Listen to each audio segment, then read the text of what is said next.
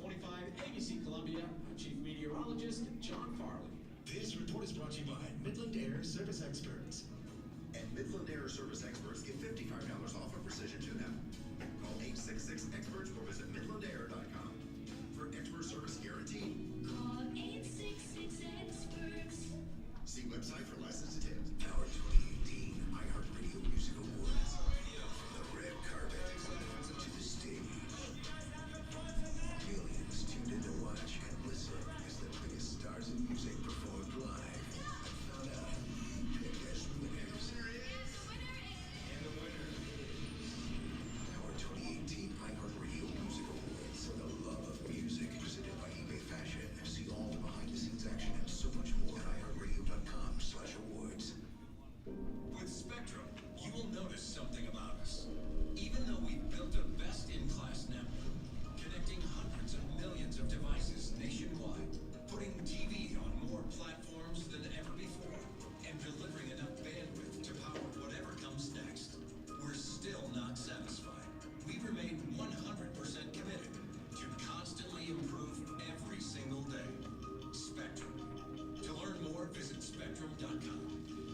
You're an FBI agent who is trying to find a famous hacker, and a nose tip leads you to a door that becomes a trap.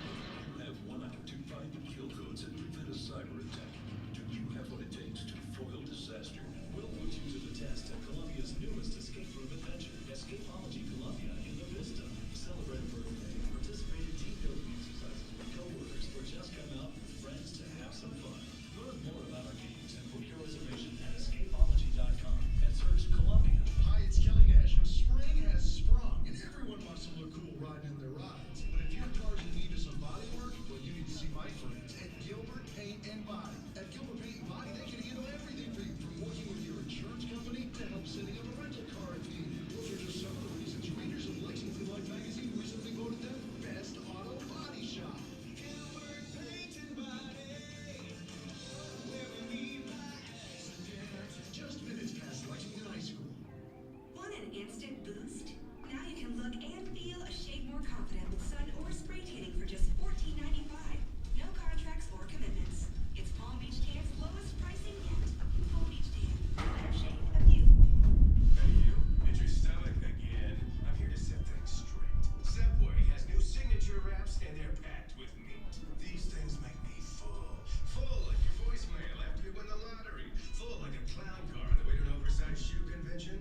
Full like the turkey, bacon, and guacamole signature wrap. Loaded with provolone, lettuce, tomatoes, onions, and ranch. Full like I'm gonna be after you get to Subway and eat one. You're welcome. All new Subway signature wraps. Subway, make it what you want. Calling all boaters, anglers, and paddlers. Your new West Marine store is now open in Columbia. Join us this Saturday, March 17th for the grand opening event. The first 100 customers receive a free mystery gift card when the doors open at 8 a.m. And find great deals at the spring super sale going on now. For event details, visit the Columbia store page on westmarine.com. They'll see you Saturday at West Marine for your life on the water. Calling all car and truck buyers, Columbia's newest Chevy dealer, Stiver Chevrolet. While they last, and with these discounts, they won't last long. Chevy Cruze up to $7,000 off. That's 30% off MSRP. Sport Sonic and Impala 25% off. Tahoes and Suburbans up to $10,000 off. Available 0% for 72 months. Silverados up to $15,000 off. $1,250 best deal guarantee. With over 400 Chevys in stock, Stiver Chevy Clemson I-20 where price sells cars. All your dates to dealer best deal guarantee requires written offer on an in-stock unit. Prices include 599 closing fee. Build a better basket at your local CVS pharmacy, where it's easy to find everything you need and the sweet deals you want. This week only, fill their baskets with M&M's, Hershey's Easter Kisses, eggs, and miniatures, just 2 for $5. Then fill yours with savings on hundreds of cosmetics, like Revlon and CoverGirl, all buy one, get one 50% off. Restrictions apply. See CVS.com/weekly ad for details. Feel good, save money at your neighborhood CVS pharmacy. The soft drink cheer wine and diet cheer wine is so unique, it's kind of hard to describe. So we asked our biggest fans to take a shot. Well, it's a perfect amount of sweet and perfect amount of cherry. Where it began. Sweet cherry fizz with a little bit of attitude, kind of like me. And the diet doesn't taste like diet. Best I've ever had. It's Southern cherry goodness. I'm gonna say it. It's magic. Great job, everybody, but we'd love to hear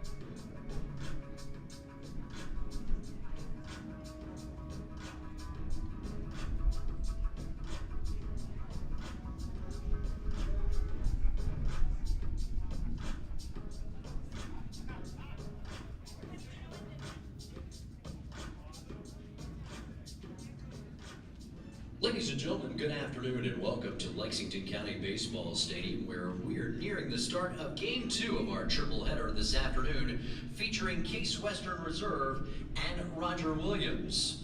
Let's meet the starting lineups for the two teams. First, for the Spartans of Case Western Reserve. Leading off and playing center field, number 6, Samuel Neal.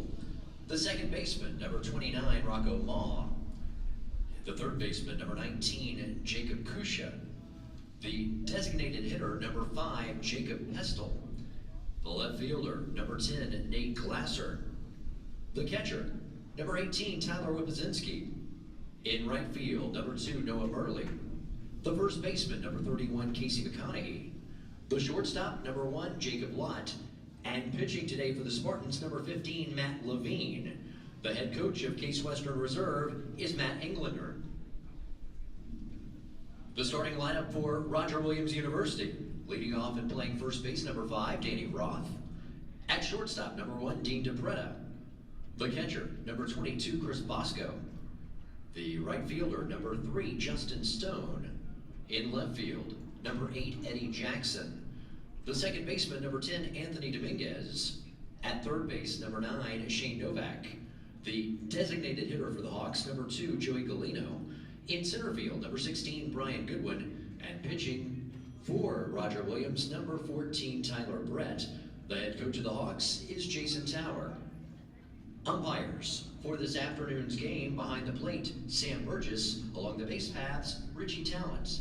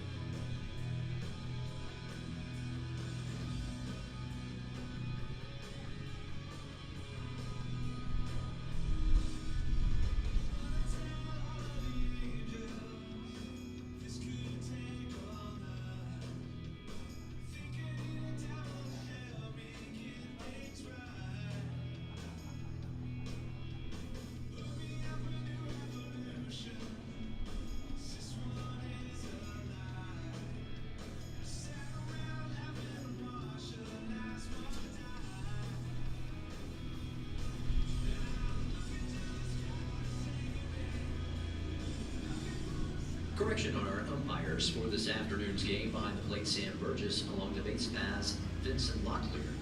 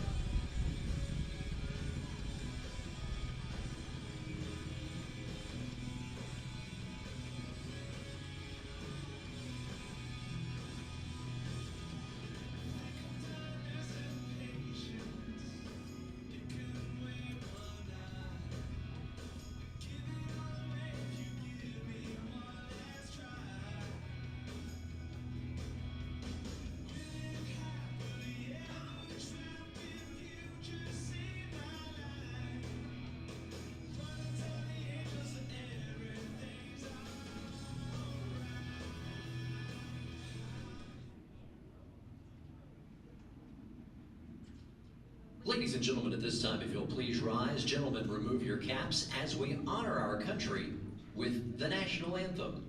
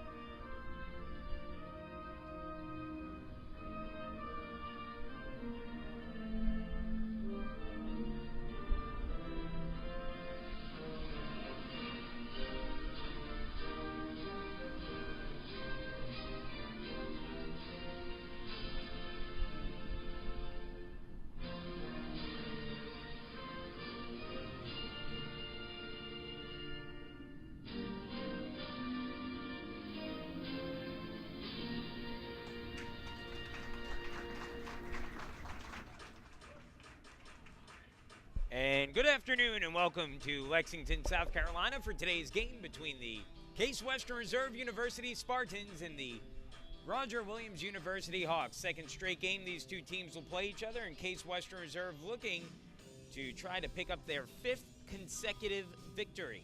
It's been a nice trip so far for Case Western Reserve, and again trying to get just past the halfway point here in Lexington with another win. We'll go ahead and get you some starting lineups here to get things going, as the two teams will face each other again for the second straight time. Again, yesterday it was an 8-1 win for Case Western Reserve in the first meeting between the two squads. So let's go ahead and get you the batting order for the Spartans, who will be the visiting team for the second straight game in this matchup. It'll be Samuel Neal leading things off. Rocco Ma homered in yesterday's game. He'll bat second and play second base. Jacob Kusha, the third baseman, hits third. And Jacob Pestel, the DH for today, he'll be in the 4 spot, hitting cleanup.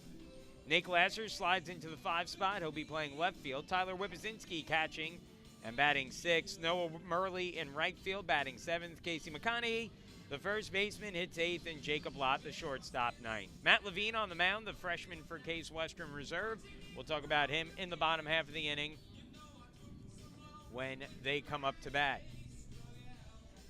For Roger Williams around the infield, first baseman Danny Roth, second baseman Anthony Dominguez, the shortstop is Dean DePreta, and the third baseman is Shane Novak, same infield that we saw yesterday. Outfield, left fielder is Eddie Jackson, center fielder Brian Goodwin, right fielder is Justin Stone, same outfield we saw yesterday, and the catcher Chris Bosco back there as well. Pitching team will be Tyler Brett, who enters the game with 1 start on the year, lasted just 2 innings, allowed 3 hits, 2 runs, 2 walks, and a strikeout. Pitched an ERA of 9 in his only appearance of the year, and will make his second start of the season here today.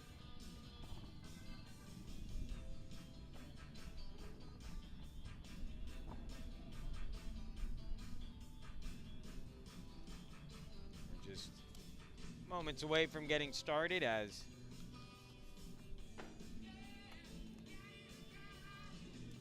again, Roger Williams and Case Western Reserve will face each other for the second time. For Case Western Reserve, the center fielder, number 6, Samuel Neal.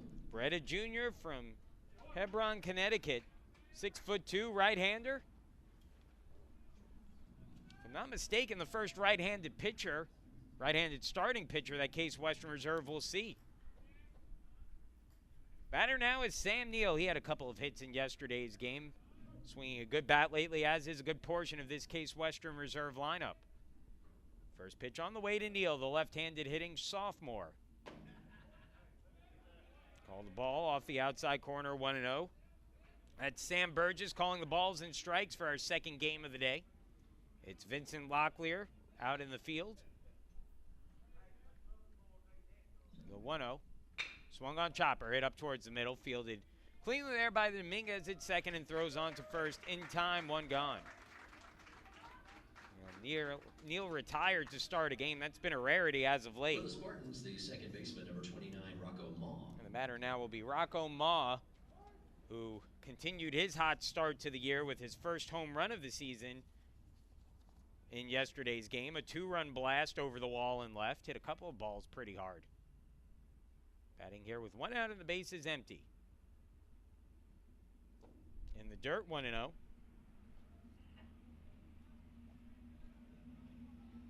Ma hitting at .448, 13 hits in 29 at-bats, 10 runs scored.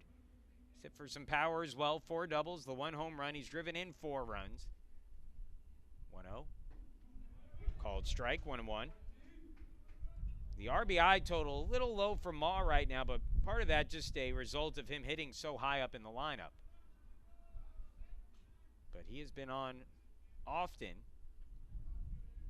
as the 1-1 now on the way.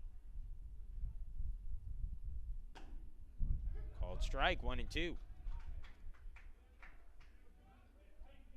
These two teams played each other yesterday, 8-1. Case Western Reserve won behind a pair of 2-run homers for Ma and Tyler Whippazinski. Whippazinski's home run was an absolute blast.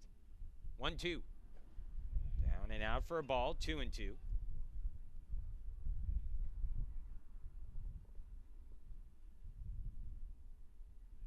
Case Western Reserve 6-1 on the season. Their only loss to the current number 3 team in the country, Washington and Jefferson, in their 3rd game of the season. 2-2. Checks his swing, holds up, pitches in the dirt, and the count full, 3-2 on Ma. Jacob Kusha waiting out on deck.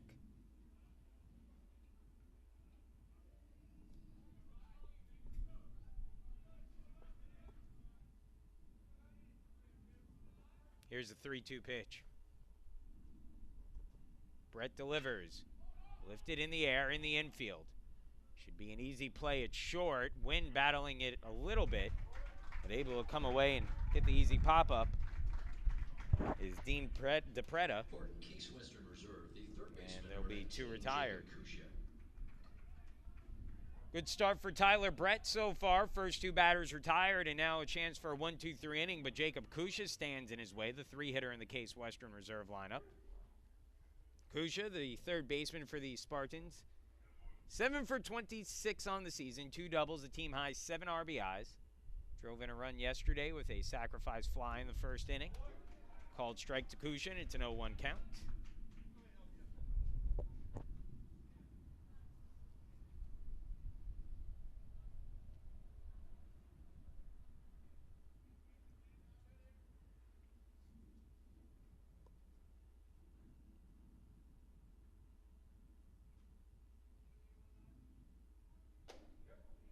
Fastball a little high.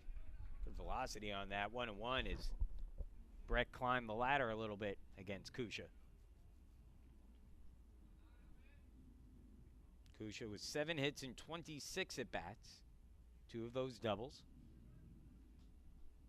The 1-1.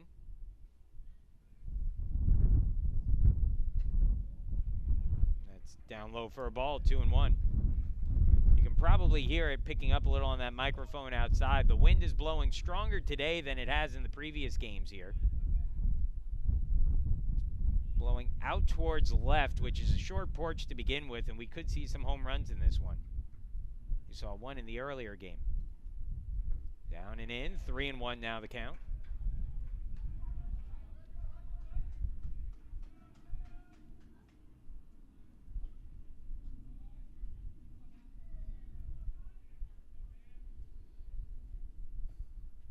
Here's the 3-1 pitch. Ball 4. 2-out walk drawn by Kusha.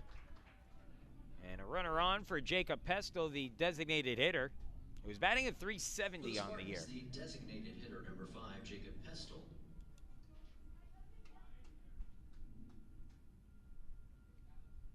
Pestel, 10 hits in 27 at-bats. 3 runs scored, 3 runs driven in. He's making his 8th appearance overall this year, his 7th start. Throw down to first, not in time.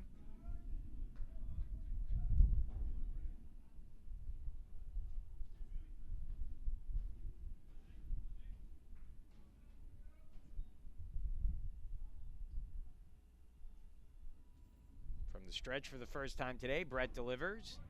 Called strike of the knees, 0-1.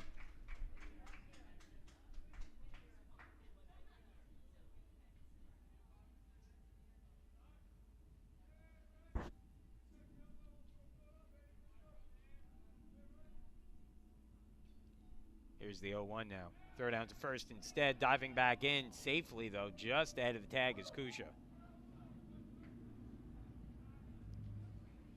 Kusha, a threat to run, especially if the count continues to work in the favor of the pitcher, Tyler Brett. Roger Williams had some guys out of the dugout, and the home plate umpire, Sam Burgess, asking them to move back in. They were out on the far side of the dugout. Now the 0-1. Called strike. 0-2.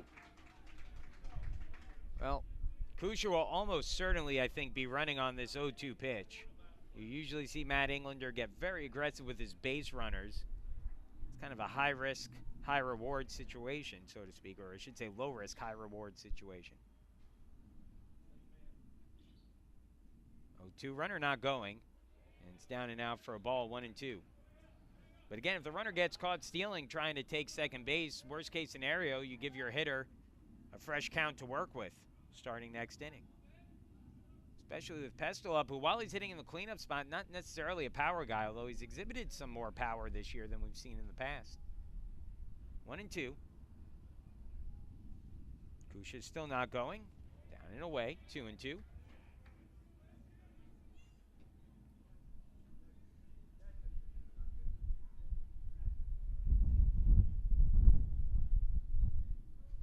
Pestel has 1 double this year of his 10 hits. His only extra base hit so far.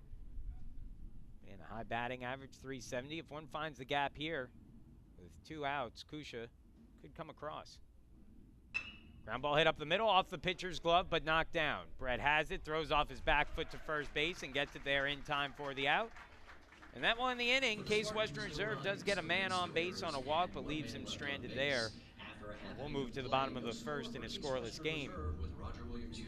Let's go ahead and get you the Roger Williams batting order. It'll be Danny Roth, the first baseman, leading things off. Dean DePretta playing short and batting second. Chris Bosco, the catcher, hits third, and Justin Stone, the right fielder, in the cleanup spot.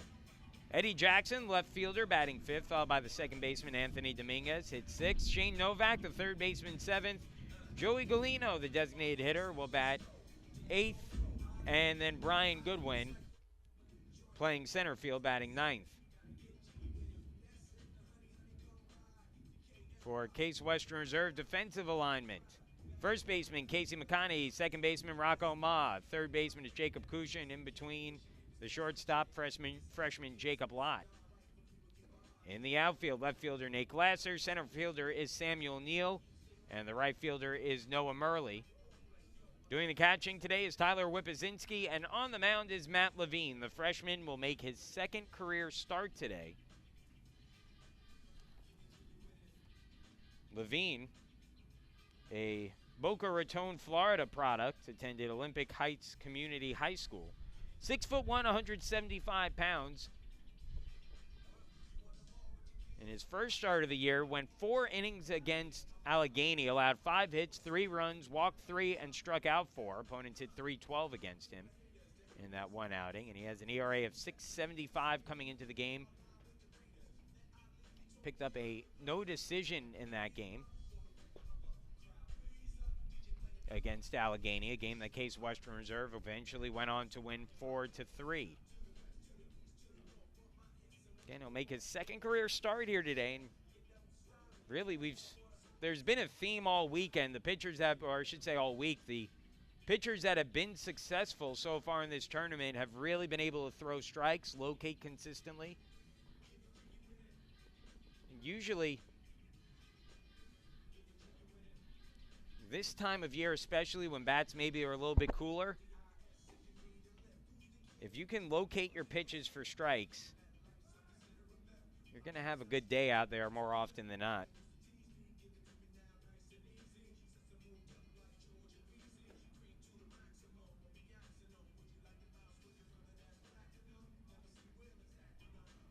Top of the order for Roger Williams in a scoreless game. Danny Roth, Dean DePretta, Chris Bosco due up. The first baseman, number 5, Danny Roth. Roth, a right-handed hitter, hitting at .320 on the year. 8 hits and 25 at-bats. 4 runs driven in. Of his 8 hits, 3 extra base hits, 2 doubles, and a triple. That one chopped down the third baseline, foul. This will be our first look at Levine, who made his first start of the year on the road. I guess on the road here as well, but well, I guess I should say it's my first look at Levine. Probably a better way to phrase that. The 0-1.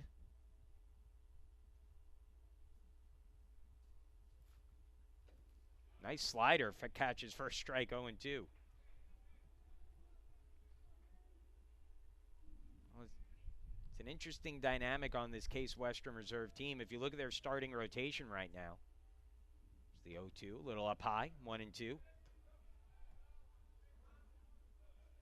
Of Gross, McConaughey, Murphy, and Levine.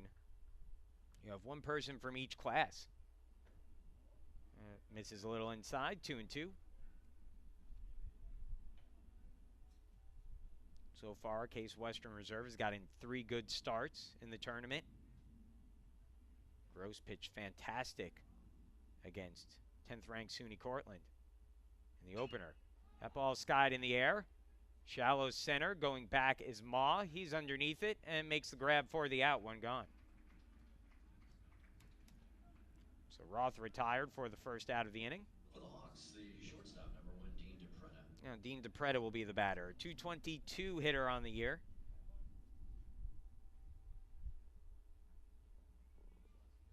DePretta is 6 for 27. 3 doubles, though, on the season.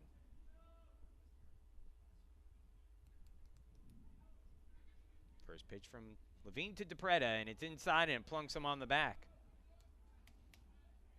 So DePretta reaches.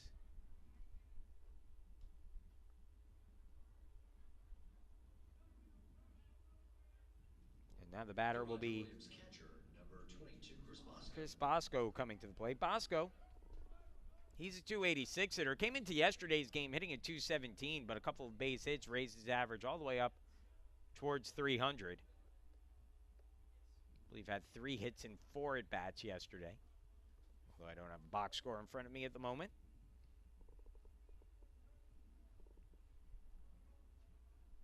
Levine from the stretch for the first time today.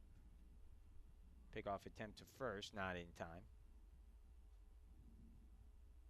Jacob Kusha sneaking in a few steps at third as the Spartans go into double play depth.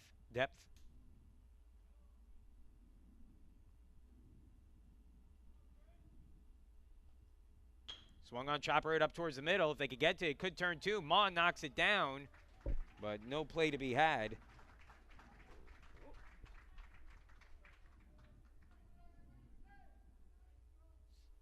That'll be an error on Ma that allows the runner to reach.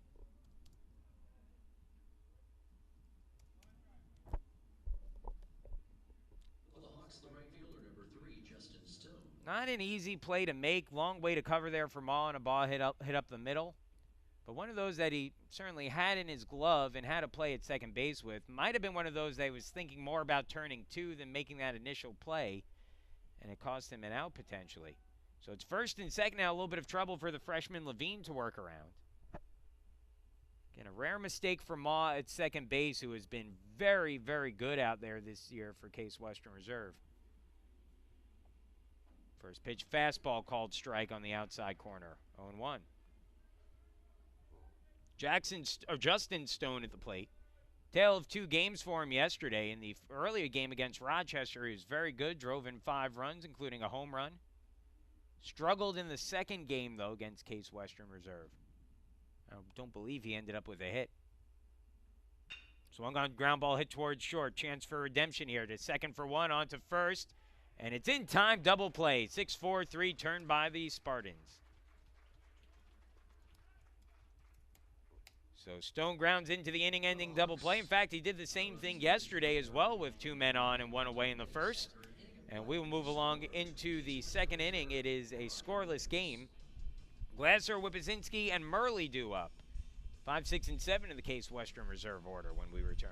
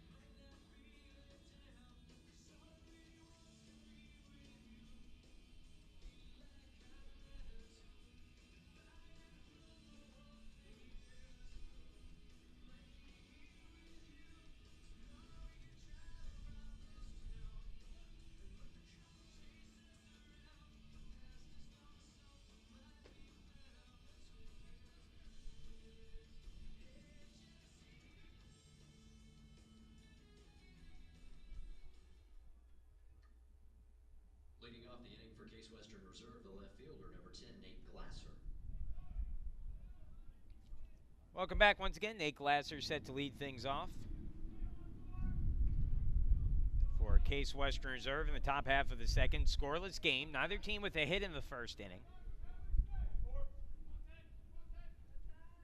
Tyler Brett begins his second inning of work, and this is down and in for a ball. 1-0 to Glasser, a .313 hitter on the year. Glasser moving over to left field for today's game. Had started the last few in right, played a pretty good defensive right field.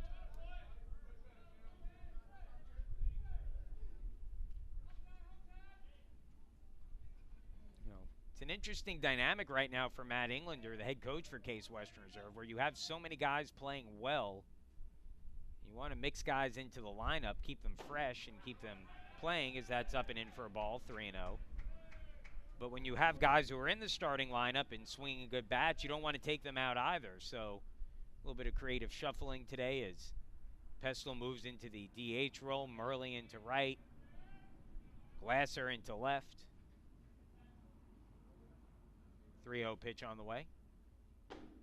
Down Main Street for a called strike, 3-1.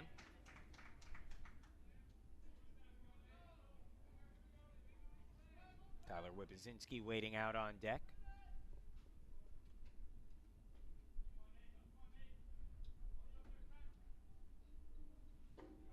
And an inside strike called there, and it's 3-2.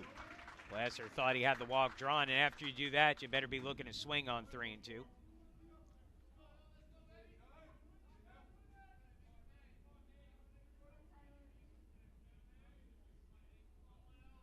To the count. First batter of the inning. Brett trying to battle back here as Glasser fouls that one back.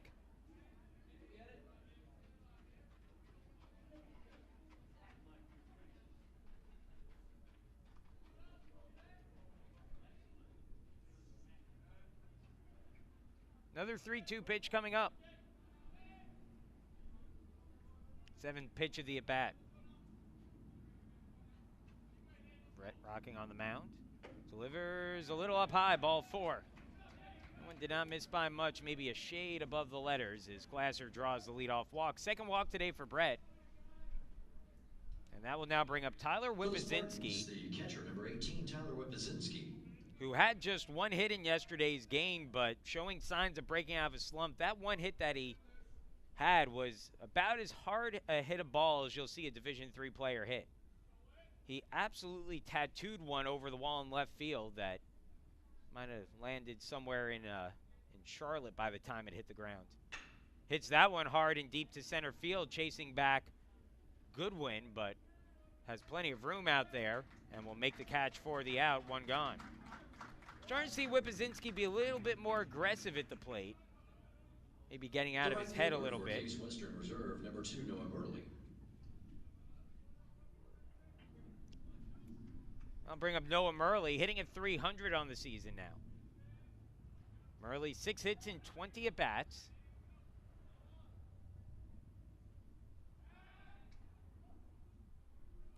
Diving back in time is Glasser. Murley, a couple of hits already here at the tournament. Not sure he's seeing the ball great right now, but he's found some holes in the infield. Reached a few times. Misses a little inside for a ball, 1-0. Murley, a really strong freshman year. Trying to follow that up here his sophomore campaign.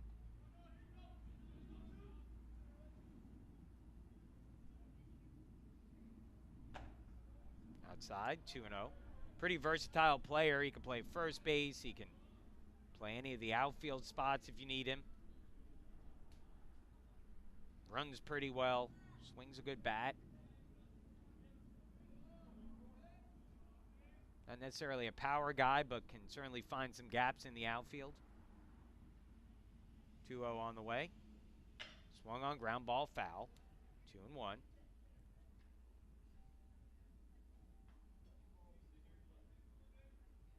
Brett on the mound has been effectively wild so far.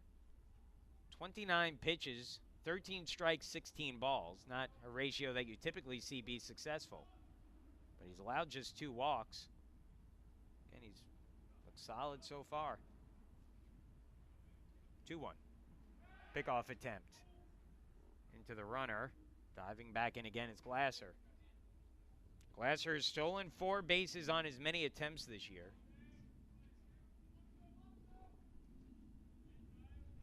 He looks itching to run out there first, too.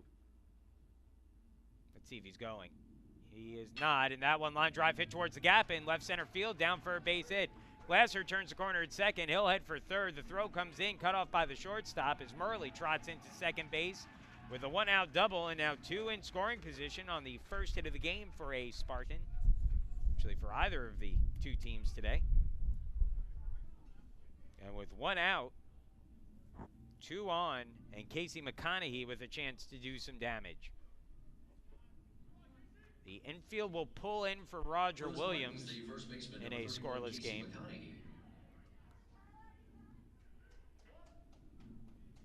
I'll tell you, I always think it's a little bit early to pull your infield in this situation.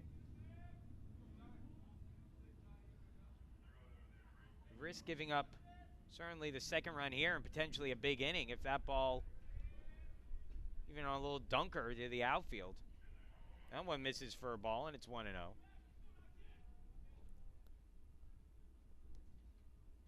And it's not necessarily wrong to pull your infield here by any means. Certainly, it's a valid strategy. Just differing opinions. So that's in there for a strike, 1-1. I think sometimes you're better off in a situation like this, especially you look at Case Western Reserve, freshmen on the mound who look pretty good. But, you know, saving one run here might cost you two by trying to attempt to do that. That one misses for a ball, and it's 2-1.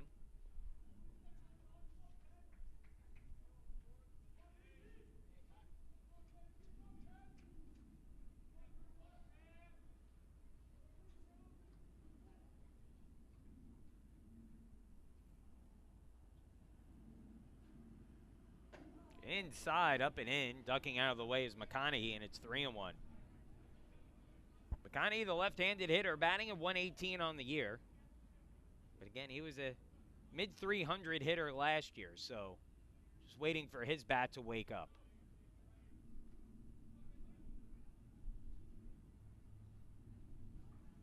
The 3-1 pitch on the way. First base open. Don't have to give him a pitch to hit here if you're Brett. And he doesn't. Fastball outside, ball 4. So that will pull the infield back now. And maybe that was the game plan in pulling the infield in. You can work around McConaughey a little bit. Don't give him a pitch to hit and hope that if he does make contact, it's not particularly hard into one of your pulled-in infielders. For Case Western Reserve, That's where shortstop number 1, Jacob Lott. You know, all that defensive positioning on an infield, it only works if your pitcher is on board with it, whether you're shifting, whether you're, again, making a defensive adjustment. That stuff is most effective when the pitcher knows where his defense is and knows how to pitch to its strengths in that situation. So back to double play depth now for Roger Williams on the infield, and Jacob Lott steps in, hitting a .292 on the year, and hits one to short. Could be 2 to second for 1, back on to first. In time, double play turned. And an inning-ending double play gets Brett out of a jam in the second. For the Spartans, no runs. 6-4-3 turned, and that will bring us along into the bottom of the second inning in a scoreless ball game. It'll be Jackson, Dominguez, and Novak due up 5, 6, and 7 in the Roger Williams order to face Matt Levine when we return.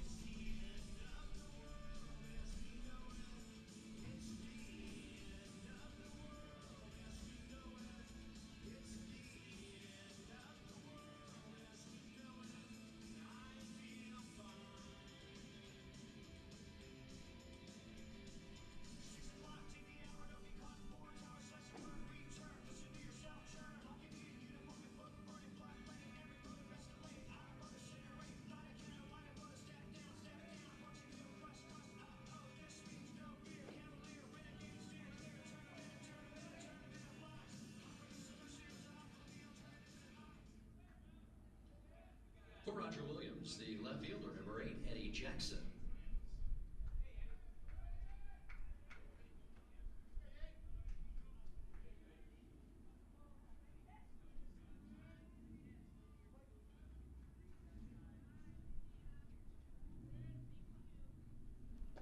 Welcome back once again. It's the first pitch on the way from Matt Levine in the inning as a strike to Eddie Jackson, and the count goes to 0-1. Jackson, Dominguez, and Novak due up to face Levine in his second inning of work. Swing and a miss there, and it's an 0-2.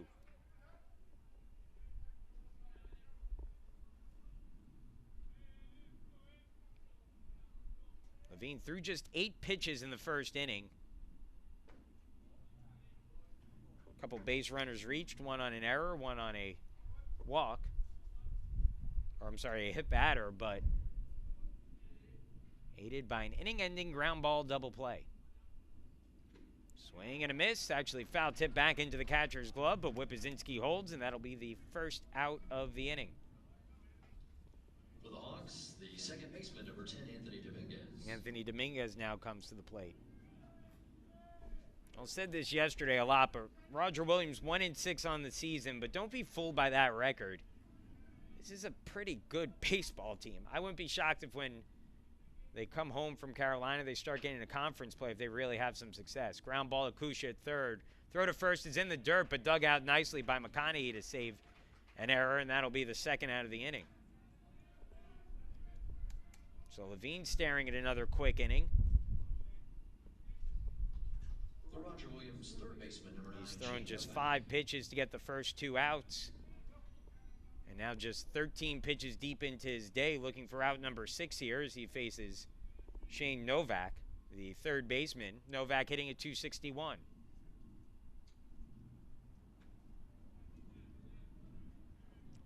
Missed by a shade for a ball, 1-0.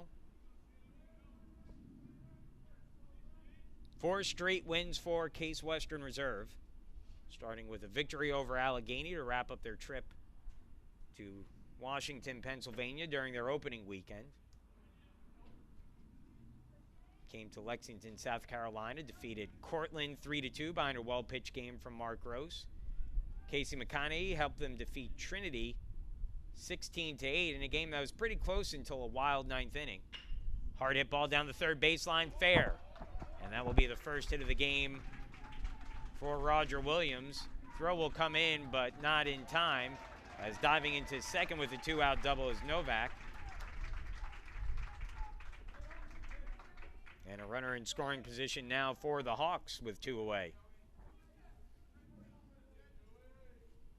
Yesterday, it was an 8-1 win over this Roger Williams team for Case Western Reserve. For the Hawks, the designated hitter, number 2, Joey Galino. Joey Galino will now be the batter, 143 hitter.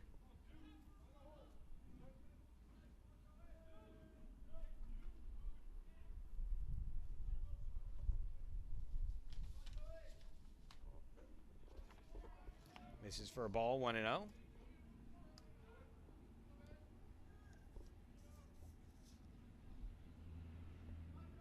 Levine was pitching pretty well against Allegheny. Again, the ERA and the numbers maybe don't really tell the whole story about how well he pitched in that game. Snap throw back down to second. The tag won't be in time, though, as the count goes to 2-0 at the plate.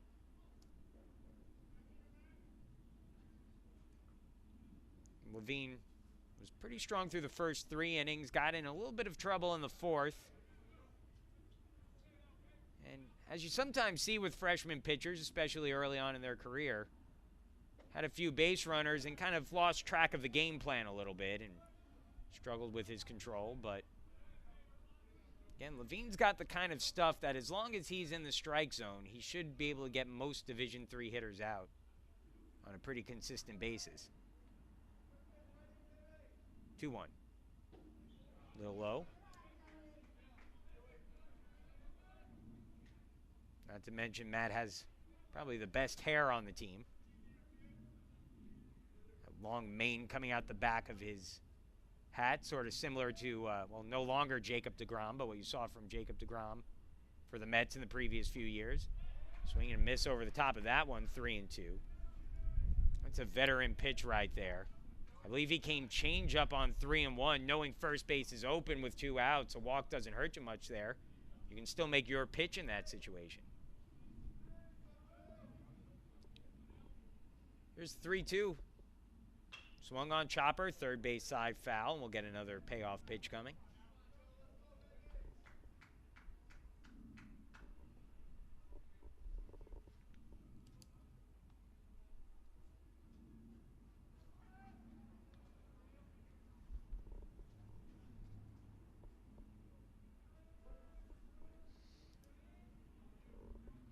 Three and two away.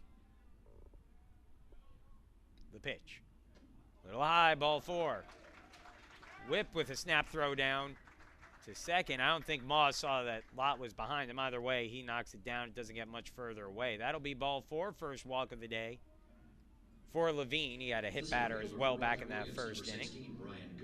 Now the 9-hitter coming up, Brian Goodwin. Goodwin batting with 2 on, 2 away. Yesterday, Roger Williams had base runners on pretty much throughout the entire game, especially early on against Ben Murphy, but Murphy did a great job working around a lot of traffic on the base paths as that misses low for a ball, 1-0. Turned a few double plays. I believe it was 11 men left on. Might have been 12 or 13 by the end of that game for the Hawks. Ground ball hit towards short, should end the inning. Lott flips over to Ma at second base, who covers and steps on the bag for the out. And that will end the inning.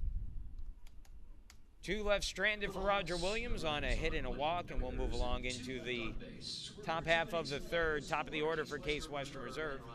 It'll be Neal, Ma, and Kusha due up when we return.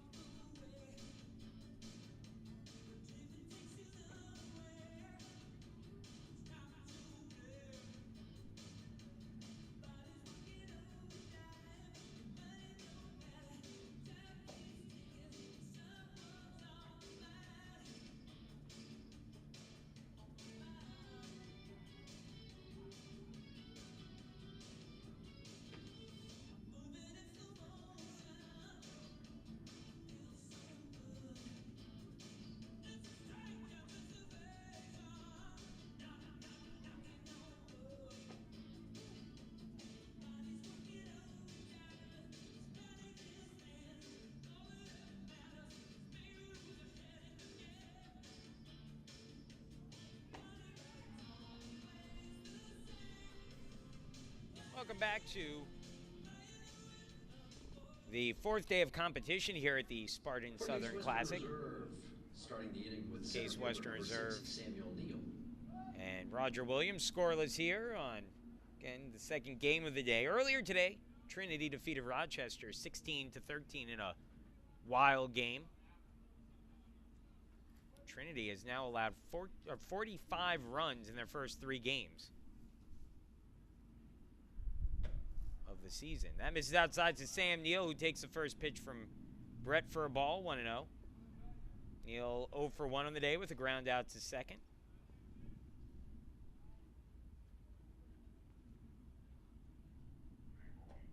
Down and in, 2-0.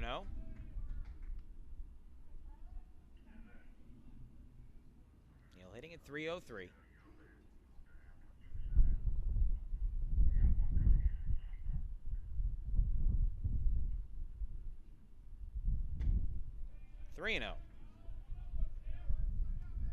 Again, Brett has been effectively wild so far. That trend continuing here. 39 pitches, 16 strikes, 23 balls.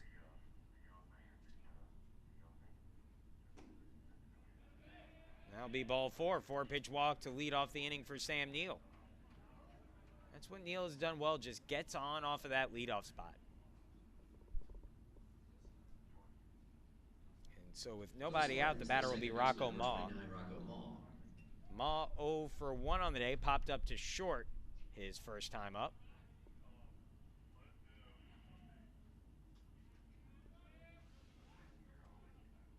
Hitting at .433 on the season. We'll see if Neal is moving here. Early in the count. Holds up on the first pitch. It's in the dirt, blocked nicely by Bosco.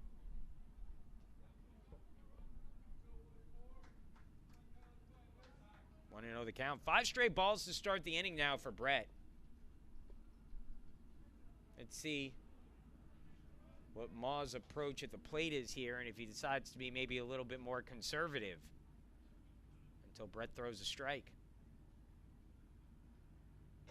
Up high. 2-0. I'll bring Bosco out, the veteran backstop, to have a talk with his pitcher. Play started here at Lexington, South Carolina on Saturday. Case Western Reserve defeated Trinity 3-2. Cortland 3-2. Cortland then beat Roger Williams 7-3. Roger Williams was hurt in that game by a rocky couple of errors in that first inning. Cost them, I believe, 4 unearned runs. Only one game on Sunday. Case Western Reserve with that 16-8 win over Trinity. 12 of those 16 runs for Case Western Reserve were scored in the top of the ninth. Trinity scored 6 in the bottom of the ninth inning. And that 16-8 game, again, a little bit of a wild offensive game. 2-0 pitch. Outside corner called strike, 2-1. It looked like Ma was probably taking all the way there. 3 games yesterday in our first full day of competition after Monday got rained out. Rochester and Roger Williams opened up play. Roger Williams defeated them 8-6, first win of the season for the Hawks. Second game of the day was all Cortland, 16-1 over Trinity.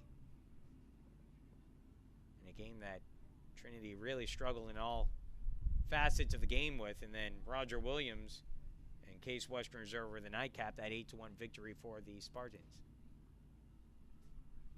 Ground ball through the hole, base hit, Rocco Ma. He continues to swing a hot bat. Second hit of the game for Case Western Reserve, and all of a sudden now 2 on, nobody out. Batter now will be Jacob Kusha, who walked his first trip to the plate. Here's the Case Western Reserve third baseman, number 19, Jacob Kusha. I mentioned earlier today, just an absolutely wild game. Trinity 16, Rochester 13.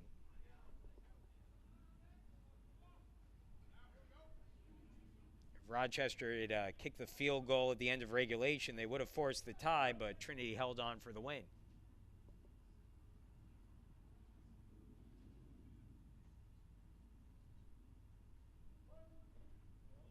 In the dirt for a ball. 1-0.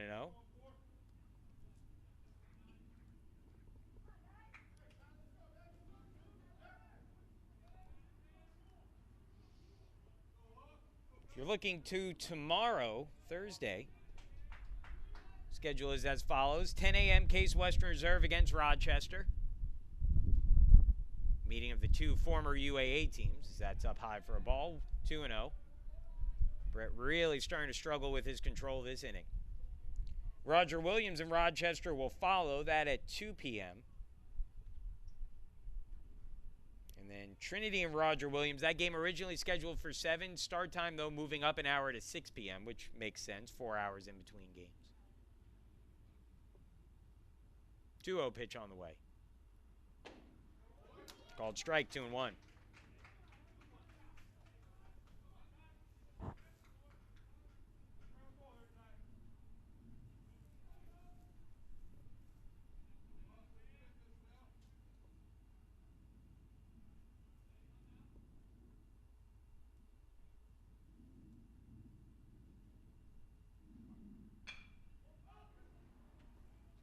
Popped up, foul territory. And out of play, so Kusha fouls that one away. 2-2.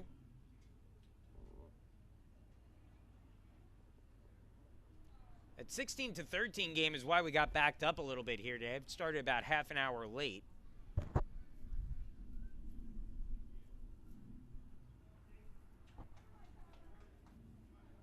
Game time is about 2:30. 4 hours in between game starts, though, so certainly some time to built into the schedule and make up some time on long games if you need it. Although teams will have to cooperate on that. Kusha hits that one hard, but right at the center fielder Goodwin, who settles back, makes the catch, and gets it back in time to hold Neal at second. Kusha hit it hard. But a good play by Goodwin to settle underneath it for the first out of the inning. For the Spartans, the designated hitter, number 5, Jacob Pestle. Jacob Pestle now will be the batter with 1 out and 2 on. Pestle hitting at .357 on the year.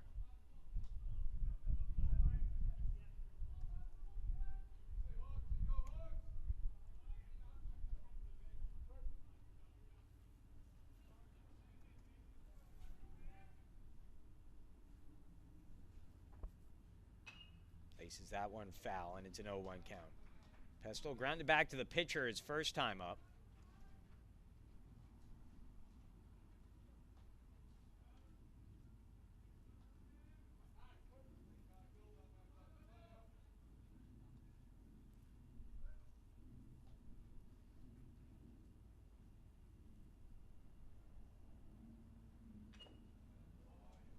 Foul, 0-2.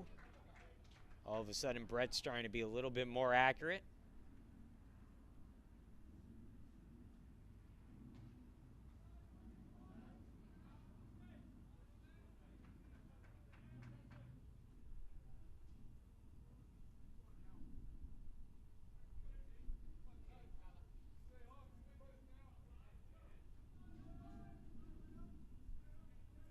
Here comes the 0-2.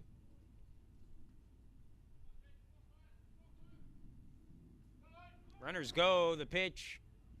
Called the ball, the tag applied and safe. Dancing around the tag as the throw came to the trailing runner. And safe at second is Rocco Ma. Well, I think Rocco, well, do they call him out at home plate? I guess they did on a swinging strike. I thought he went around, but I didn't see a call from the home plate umpire. So it goes as a double steal. The left fielder, number 10, Nick Glasser. So it'll be 2 outs now, 2 in scoring position, and Nate Glasser, who walked his first time up, will be the batter. I think Ma was expecting the throw to come to third. Instead, Bosco trying to get the trailing runner, it almost worked. But not sliding on that might have worked in Rocco Ma's favor as he came in standing up and just, again, danced around the tag. Ball to start with the at-bat against Glasser, and again, with the base open here, if you're Brett, you can be careful with Glasser, certainly, but Whippazinski, who all of a sudden is starting to hit the ball a little bit harder. He's had now 3 straight at-bats where he has really put a good swing on the ball. He looms out on deck. A little low, and the count goes to 2-0.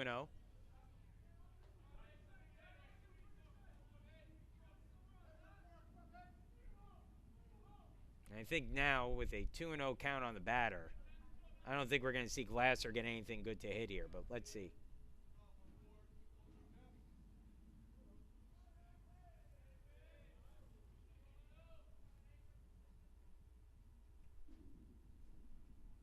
Two-0 pitch.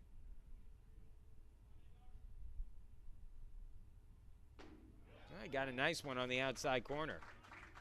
That's a pitcher's pitch there for Brett. Hit his spot with a fastball right on that lower outside corner, and a pitch that ahead of the count 2-0 with 2 in scoring position. If you're Glasser there, you're not looking to take a cut at. Now the 2-1. Swung on ground ball off the pitcher's leg right to first base, and stepping on the bag for the out will be the first baseman, Roth. And boy, that took a good bounce off of Brett's leg and called a 1-3 putout. And 2 left on base after 2.5 innings. Still no score. And we will move into the bottom half of the third in a still scoreless ball game. Top of the order coming up for Roger Williams as the Hawks look to break through. Roth, DePretta, and Bosco due up when we return.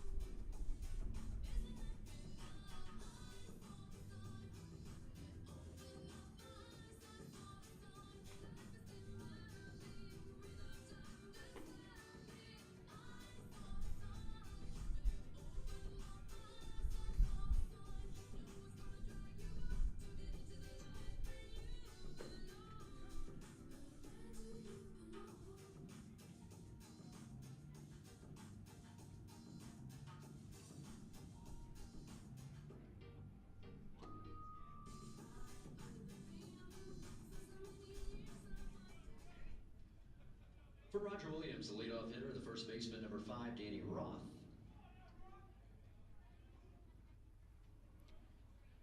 Top of the order for Roger Williams here in the third inning. Roth, DePretta, Bosco to face Matt Levine, who has allowed just one hit, a walk, and a hit batter. Worked around some trouble last inning with 2 on and 2 away. And gets a pop-up on the first pitch here. Foul territory. Whip gives a good look at it, but it'll land well out of play, 0-1.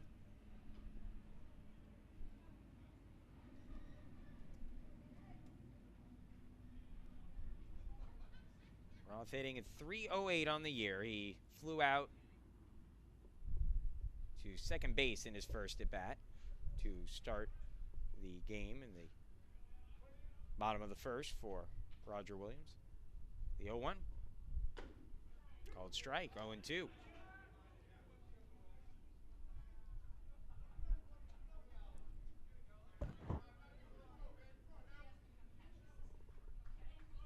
Here's the 0-2 pitch.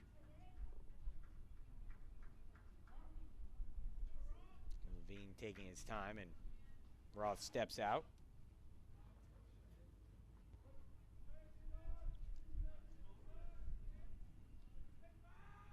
Oh-2. Swing and a miss, strike 3. High heat there, and it catches up with Roth. Good pitch for Levine, who gets his second strikeout of the game. Number 1, Dean DePretta. With 1 out in the bottom of the third, Dean DePretta, who was hit by a pitch in the first and was left stranded at second later in the inning, will come to the plate.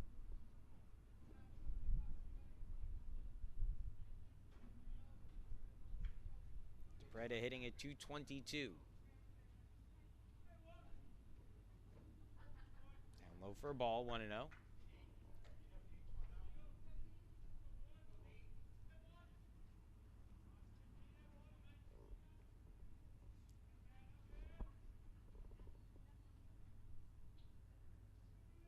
Here's the 1-0. Hard hit line drive into left field for a base hit. Big turn at first for DePretta, but he'll stop there. So single to left for DePretta. Runner on at first with 1 away. For Roger Williams, the catcher, The batter now is Chris Bosco. Bosco grounded into a fielder's choice. Actually reached, I should say, on a fielder's choice his first time up.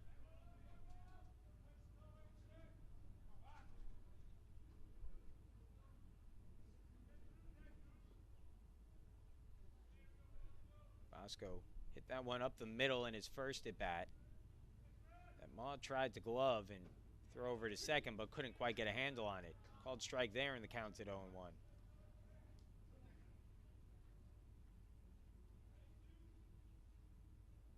Two hits apiece now for each of the two teams.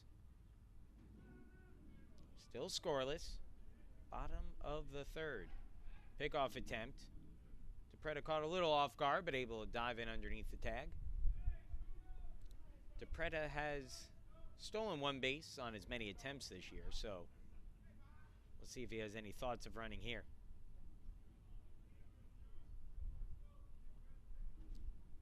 0-1. Not going. Pitch in the dirt. 1-1.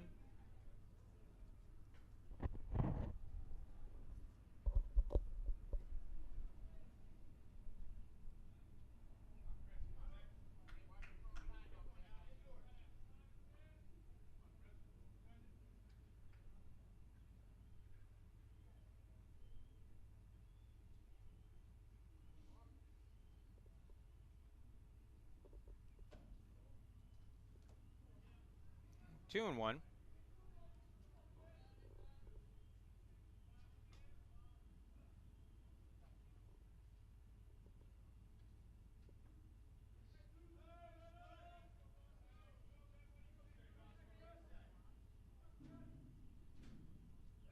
Pickoff attempt, they might have him. No.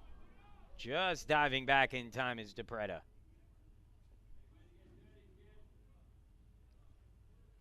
DePretta has not read Levine's move great. Seems to have some trouble getting footing, and so he'll call timeout and smooth out some dirt out there.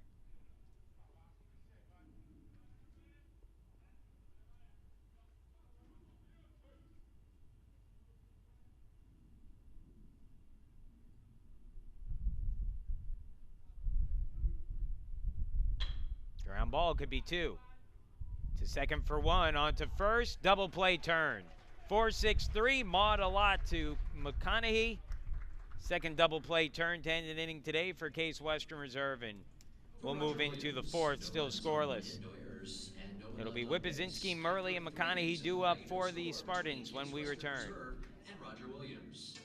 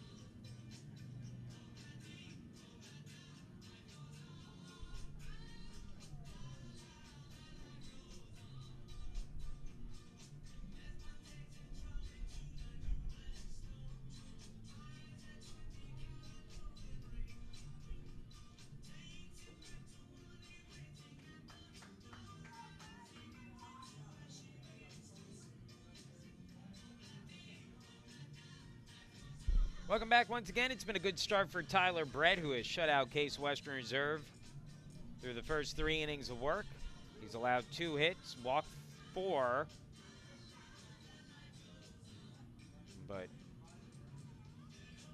his team has turned to double play behind him. Last inning, the Spartans had 2 on with nobody out. And he was able to get a fly out, a strikeout swinging, and a ground out to end the inning. And now Case Western will send their 6, 7, and 8 hitters to the plate with Whippazinski, Murley, and McConaughey. The catcher, number 18, Tyler Whippazinski. Whippazinski 0 for 1, jumped on the first pitch he saw back in the 2nd inning from Brett and hit it hard to center field, but right at the center fielder Goodwin. And the wind's still blowing out towards left, and if you can get one up in the jet stream, that might travel pretty good out there. We've seen a couple already today that the wind is really pushed out. Good breaking pitch there. Might have broke a little early, though, and the count goes to 1-0.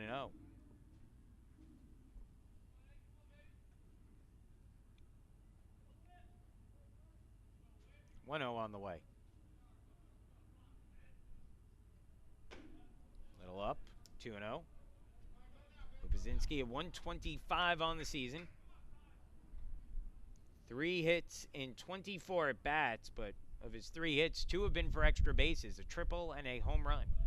Second on the team in RBIs with 5. Outside there, 3-0.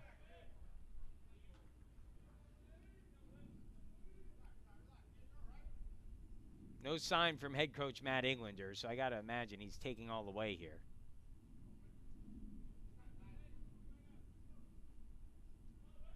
Not unusual, again, for a Case Western Reserve player to swing 3-0.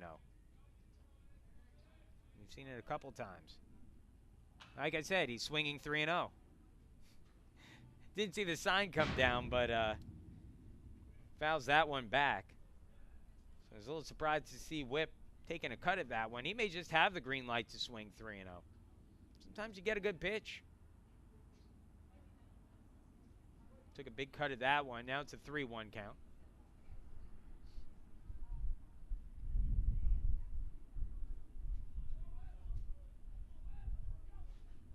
And it plunks him on the back. First hit batter of the game for Brett.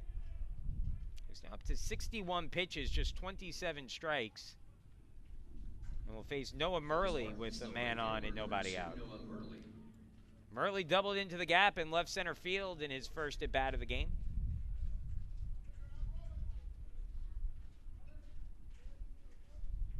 His average up to 333. Murley in and out of the lineup this season. He's making his 6th start of the year, now 7 for 21. The double was his 3rd of the year.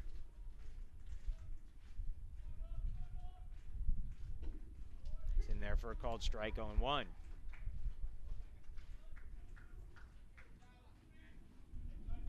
It will be interesting to see how Case Western Reserve shuffles the lineup once Dan Watson comes back. expected to be fairly soon. I don't think we'll see him this week, as that's there for a called strike 2. 0-2 now on Murley. But Murley's certainly a guy who has warranted some playing time. Obviously, Glasser and Pestle out there have done great. I don't think you could do anything with Samuel Neal out in center. He's played fantastic. But Watson, the guy who was supposed to be the anchor of this lineup, pitch out called. Throw goes down to second, sliding in safely, but past the bag. And getting his hand back in there is Whippazinski. Whip a little dirty there, but well worth it as the count goes to 1-2. He beats the pitch out down to second base for the steal. His first steal of the year. So he's in scoring position now for Murley as the count goes to 1-2.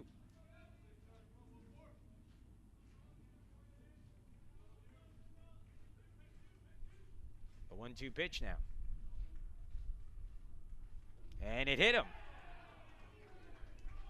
So back-to-back hit batters to start the inning for Brett. Last thing you want to do in that situation is hit Murley ahead in the count 1-2. He was originally up 0-2, and that could be a costly mistake here.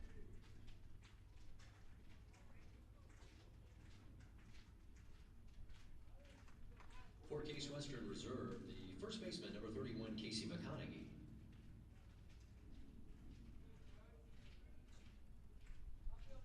Casey McConaughey now the batter. 2 on, nobody out. Second straight inning, Case Western Reserve has had the first 2 runners on. Nothing to show for it in the third. We'll see what McConaughey does here. They'll play him in looking for a sacrifice bunt. Cheating in on the corners. He does square to bunt and bunts it foul. 0-1.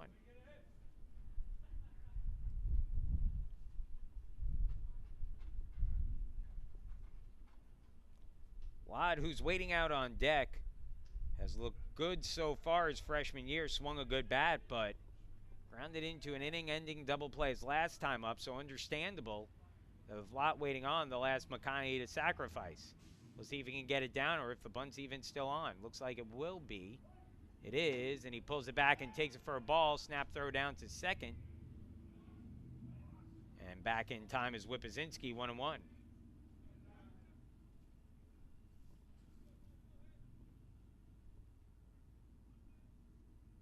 Eventually, Case Western Reserve is going to have to take advantage of one of these chances that they've had. They've had some opportunities early on in this game.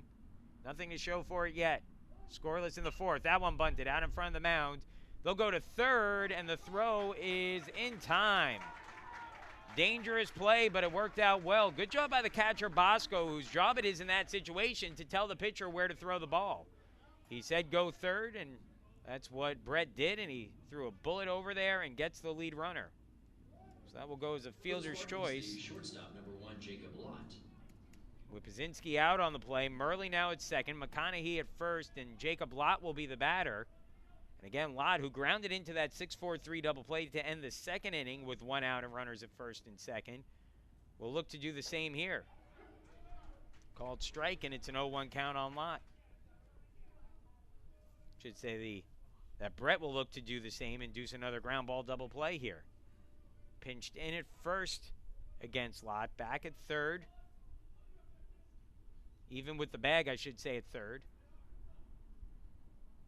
Down and out, 1-1.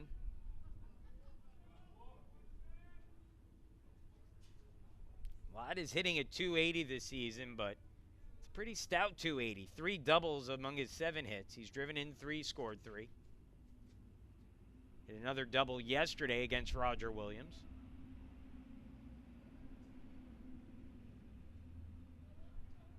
One. Inside corner, good pitch for a called strike, 1-2. Brett has been working in and out of trouble all day. Chance to get a big second out here. Here's the 1-2.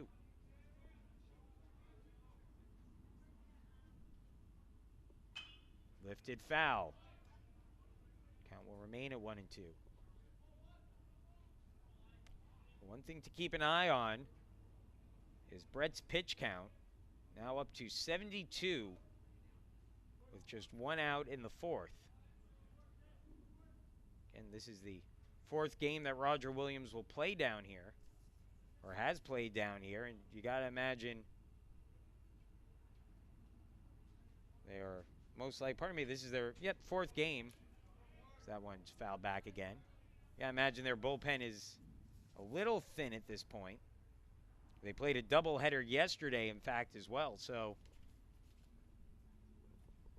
again, you have to wonder how much they have out there right now, though we'll certainly see that, I would think, at some point today, with Brett's pitch count creeping up. Pitch number 74 on the way. Swung on, ground ball, hit towards short, could be 2. To second for 1, on to first, double play. Another 6-4-3 double play turned, as Lott, for the 2nd time today, hits into an inning-ending double play. We'll move into the bottom of the 4th, still scoreless, 4, 5, and 6 for Roger Williams. Stone, Jackson, and Dominguez due up when we return. And 1 man left on base. We head to the bottom of the 4th. Still no score between these teams, Case Western Reserve and Roger Williams.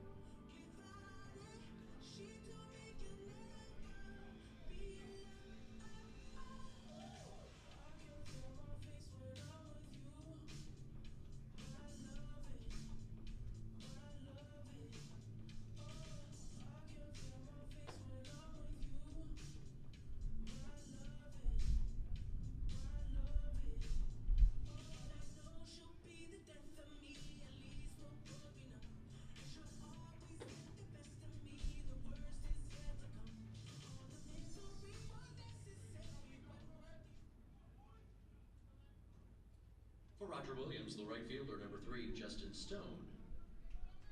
Welcome back. Both of these pitchers have walked the tightrope a little bit today. Although Levine's pitch count a little bit more manageable. We'll begin the 4th inning with 34 pitches, 20 for strikes. Has looked good so far, but we'll face the 4, 5, and 6 hitters here for Roger Williams, trying to keep the momentum going. Scoreless game as that first pitch hit into center field will drop in for a base hit in front of Sam Neal. So Stone aggressively striking with a single to center to begin the bottom of the 4th. For the Hawks, the left fielder, number 8, Eddie Jackson. And now the batter will be Eddie Jackson, who struck out swinging, one of 2 strikeout victims today for Levine.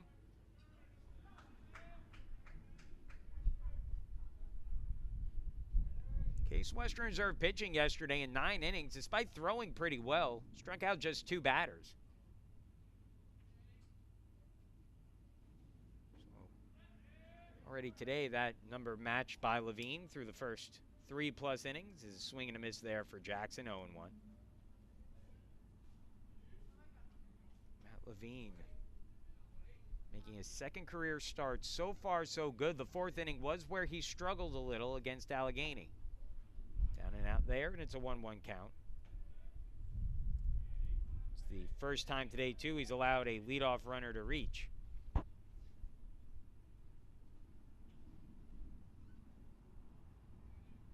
1-1. Long look over for Levine. To the plate.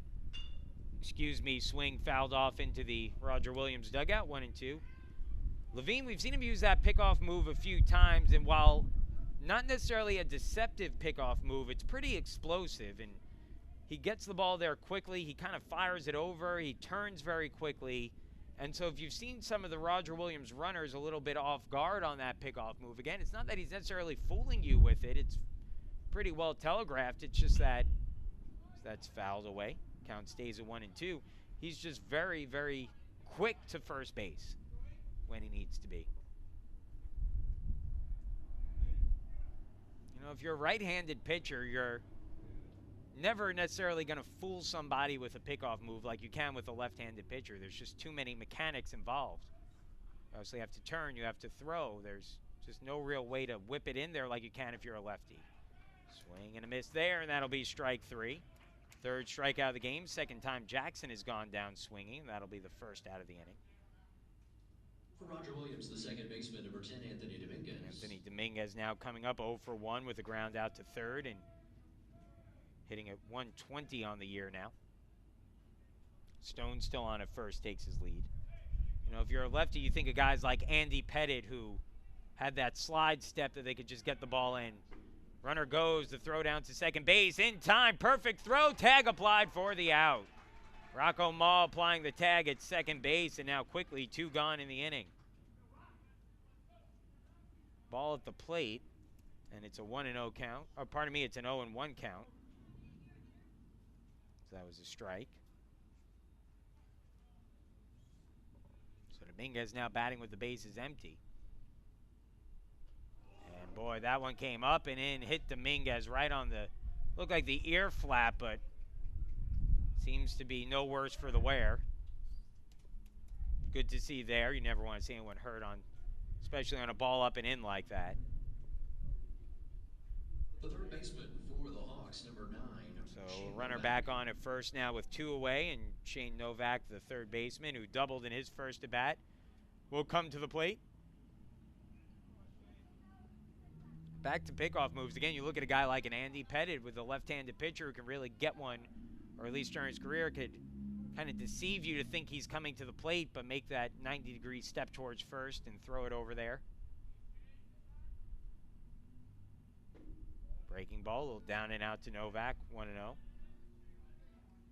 Righties don't have that capability necessarily, but that's where you can make up for it. And the right-handed pitchers that have good pickoff moves typically are guys that can, again, get the ball to first quickly. They can get some explosiveness on their turn and throw. Back pick attempt, and they got him. Ooh, no, they didn't. Oh, boy. Just a shade too late. 2-0 the count at the plate. I thought that he was out for sure at first. Couple of close calls there. Now, by the way, the other way that Case Western Reserve today has really controlled the running game has been with the catcher, Whippazinski. Line drive, center field. Neal takes a few steps in, makes the catch for the out, and that will end the inning. No runs on a hit, no errors, and a man left on base. Top of the order coming up in the 5th. No runs on 1 hit. No errors. For Case Western Reserve, Neil Monkusha when we return. No score between Case Western Reserve and Roger Williams.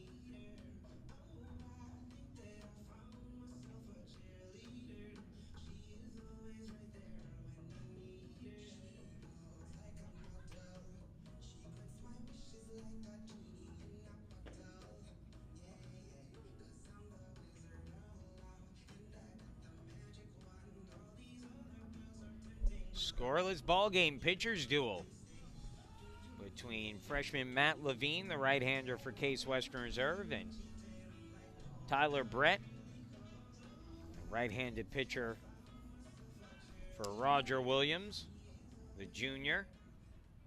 For Case Western Reserve, the center fielder. It's been a good one so far. Again, Brett could use a quick inning here as he begins the 5th. 74 pitches to start the inning.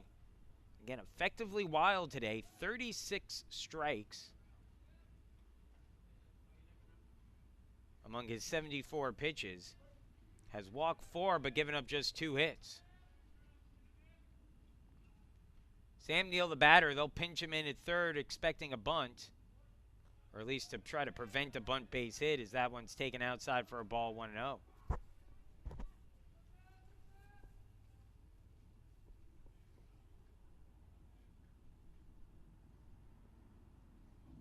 It's not a bad idea to play Neal in there at third. Called strike 1-1. You take away his ability to bunt for a base hit, which he can do. He's a pretty good bunter, especially with the grass out here. Could lay one down and let it roll a little bit.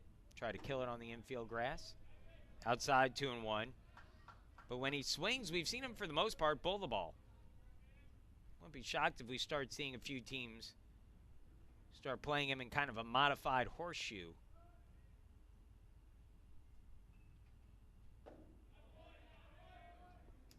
Three and one.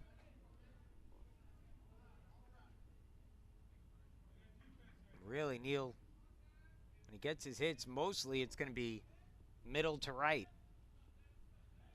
3-1 on the way.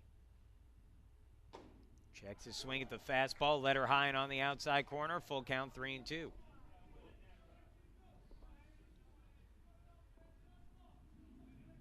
Neal has done a really good job this season, seeing lots and lots of pitches. 3-2 on the way. And the dirt ball 4. Second walk of the day drawn by Neal. Second time he's led off an inning with a walk. Now the batter will be Rocco Ma, who has one of the team's 2 hits today. A single back in the third inning. Was left stranded at second base that frame.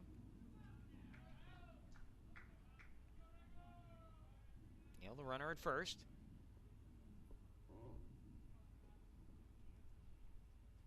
He has 1 stolen base today. Is 1 for 4 on stolen base attempts overall this season. Neal was the lead runner in a double steal earlier. Little high to Ma, 1-0. So the trend continuing for Brett. Lots of base runners, lots of balls, but no runs on the board, at least as of yet. No action in the bullpen either as he surpasses the 80-pitch mark. Ma hits that one in the air, tomahawks it deep towards left field, back of the wall, and it's off the foul pole, home run. Second day in a row, a 2-run home run for Rocco Ma, and Case Western Reserve takes the lead 2-0.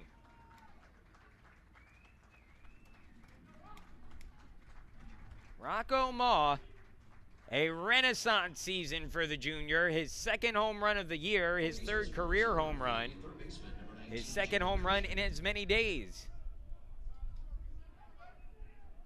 Rocco Ma might start shopping for property in Lexington if he keeps hitting the ball like that down here. 2-0, Case Western Reserve with the lead, and that'll bring up Jacob Kusha now with the bases empty and nobody out. Called strike to Kusha, and the count goes to 0-1.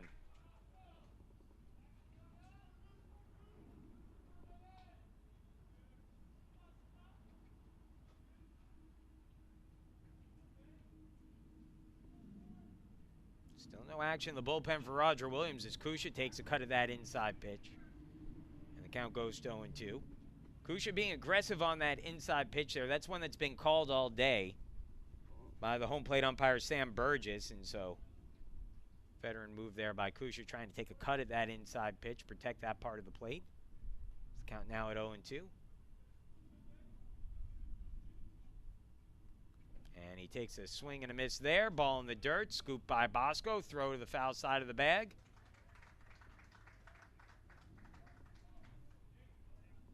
And that will be strike 3. 2-3 on the put out at first. First out of the inning. For the Spartans, the batter now will be Jacob Pestle.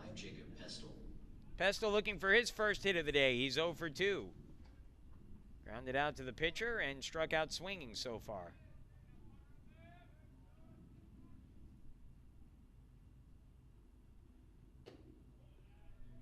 Up high for a ball, 1-0.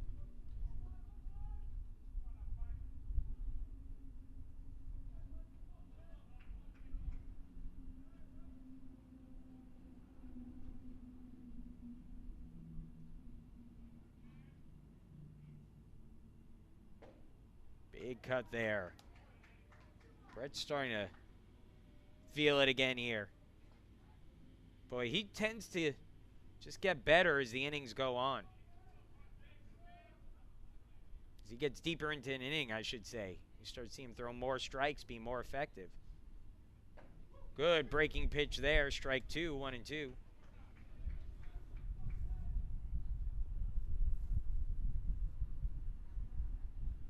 Top of the 5th inning, now 2-0 the score. Case Western Reserve leading on the 2-run homer by Ma.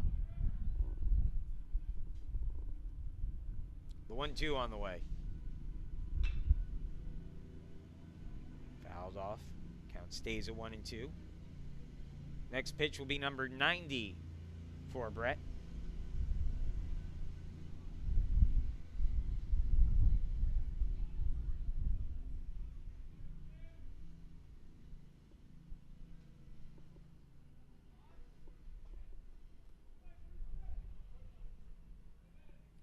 To the count to Pestle.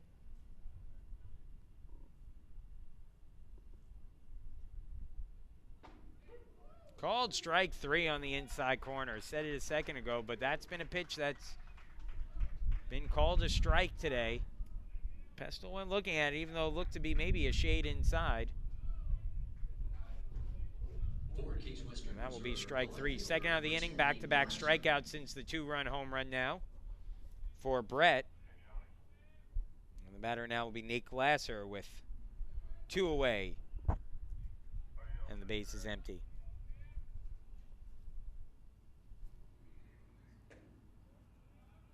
Down and out for a ball, 1-0.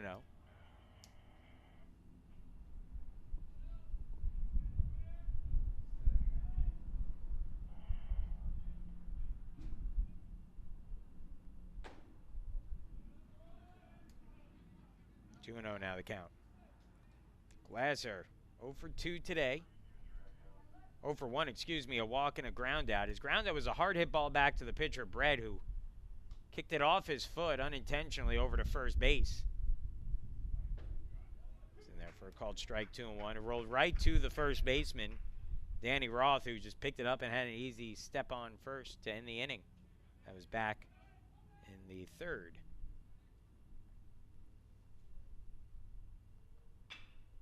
Popped up, down the line and right, and we'll get out of play. 2 and 2 as the count comes even. Still no action in the Roger Williams bullpen, as Brett starts to inch closer and closer to that 100 pitch mark.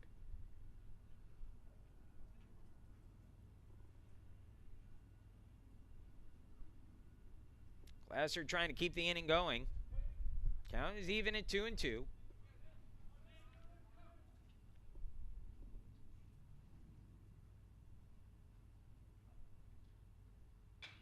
Popped up. See if that one stays in play. Towards the dugout. And the catch is made. Nice diving stop made. Actually, it was caught in the air by the first baseman, Roth. And that will end the inning. For the Spartans, 2 runs on 1 hit, no errors, and no one left on base after 4.5. The inning is over, but Case Western Reserve strikes first on a 2-run home run by Rocco Ma. His second in as many days and second of the season. We'll go into the bottom of the 5th inning. And the score is now 2-0 Case Western Reserve. Bottom of the order, 8 and 9. Gulino and Goodwin due up for Roger Williams, followed by the leadoff hitter Roth once we return.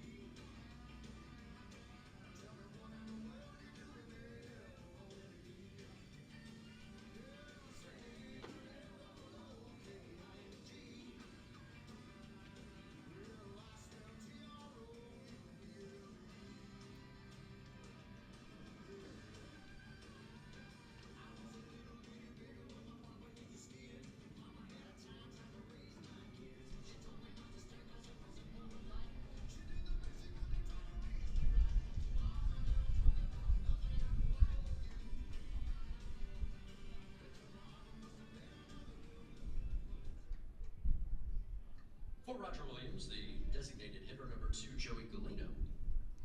Joey Galino set to lead things off.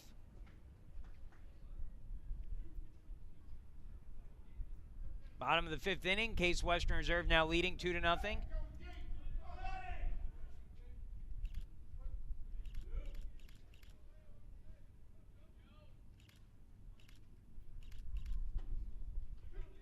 Called strike to Galino.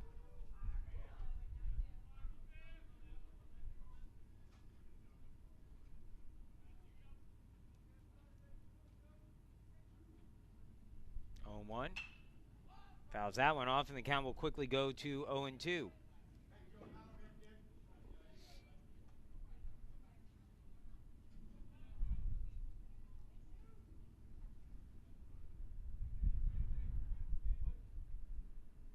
Levine begins his 5th inning. This looks very good so far in his 2nd career start. Another one fouled back there. Count stays at 0-2. Levine.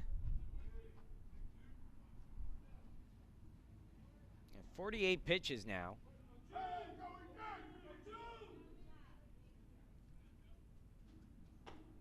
Little high. 1-2.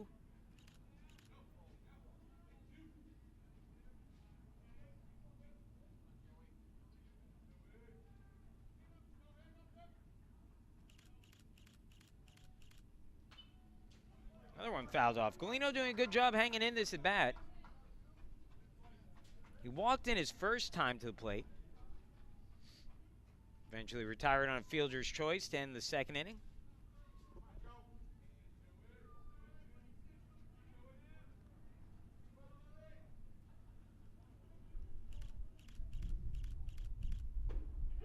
And that will be a called strike 3.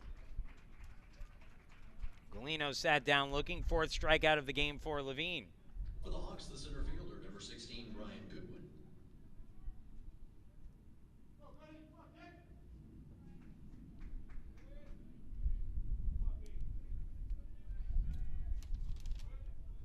Now the 9-hitter coming up. That's Goodwin who pops it up. Center field, playable for Neal. Underneath it, makes the grab. That is quickly the 2nd out of the inning. The first baseman for Roger Williams. Back to the top of the order now. Danny Roth will be the batter.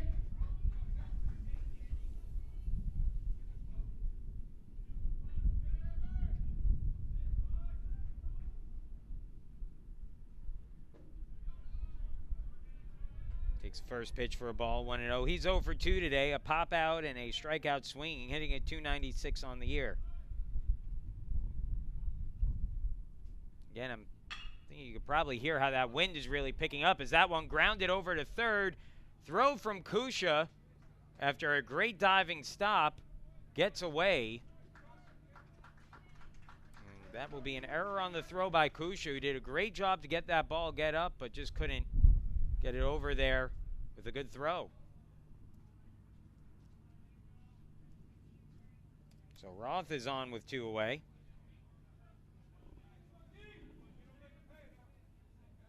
Now there's a runner at first. Tying run coming to the plate. For the Hawks, the shortstop, number 1, Dean DePretta.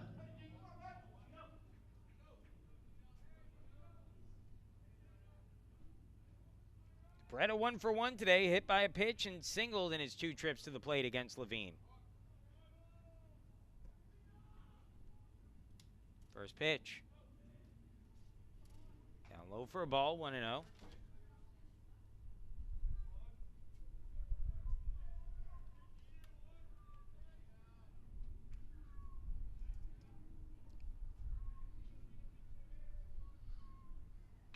Hard hit ball and through for a base hit. Tying runs now on base. Stopping at 2nd is Roth. And it's 1st and 2nd now with 2 away. And the batter will be the catcher, Chris Bosco.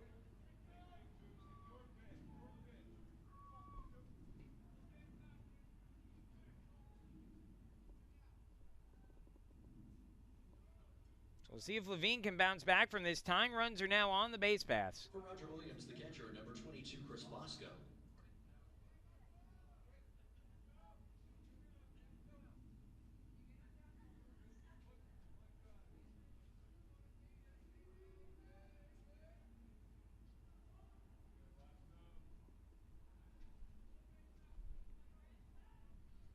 Bosco, good hitter at the plate. Had a nice day yesterday. Looking for his first hit of the game today, batting at .267 overall. Tying runs on base. Bosco represents the go-ahead run here in the bottom of the fifth. As that pitch taken for a ball, and it goes to a 1-0 count. So Levine retired the first two batters very quickly, but an error and a base hit have put 2 on with 2 away.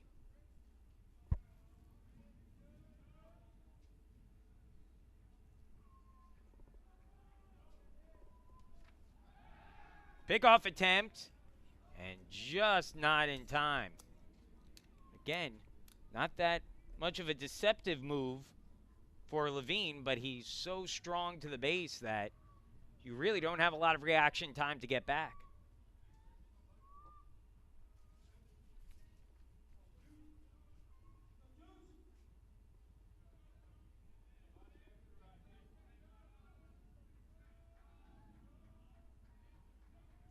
The 1-0 to Bosco.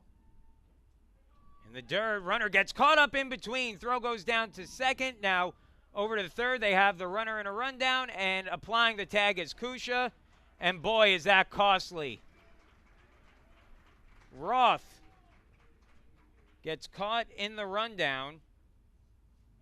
2, 4, 5 on the pickoff. And boy, that cost Roger Williams a chance. No runs on a hit, an error, and a man left on. 6th inning coming up, and it's a 2-0 lead for Case Western Reserve. Whippazinski, Murley, and McConaughey due up when we return.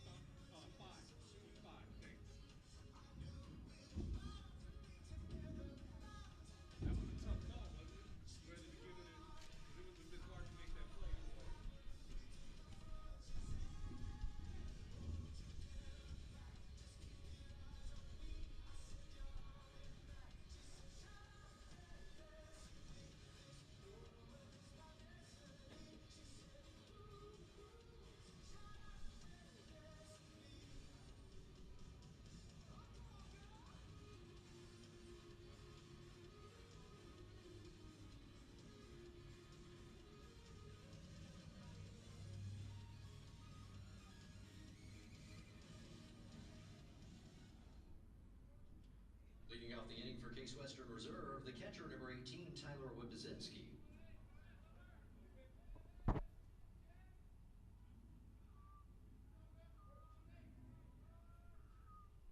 Welcome back once again. Tyler Whippazinski set to lead things off. 6th inning. Down and away for a ball. 1-0 the count. Brett begins the inning with 95 pitches. Again, don't see anyone warming yet in that bullpen for Roger Williams. Whippazinski fouls that one back, and the count goes to 1-1. Fly to center and a hit by pitch. so far today for Whippazinski.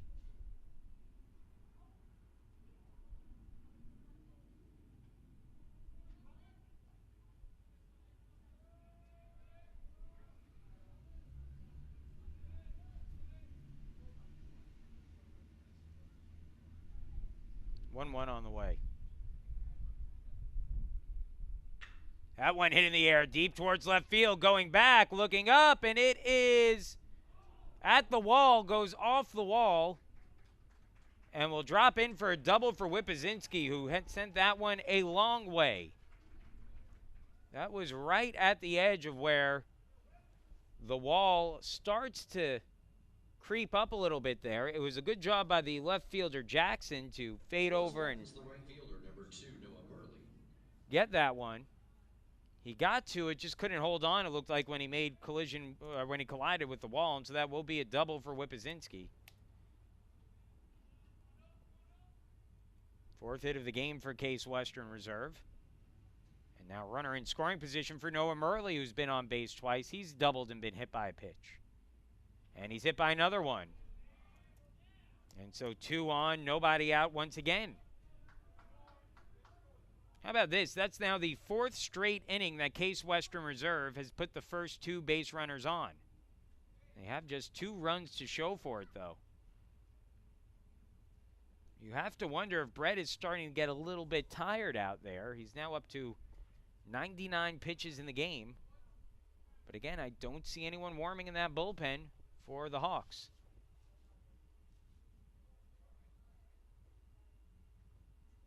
For Case Western Reserve, the first baseman, number 31, Casey McConaughey.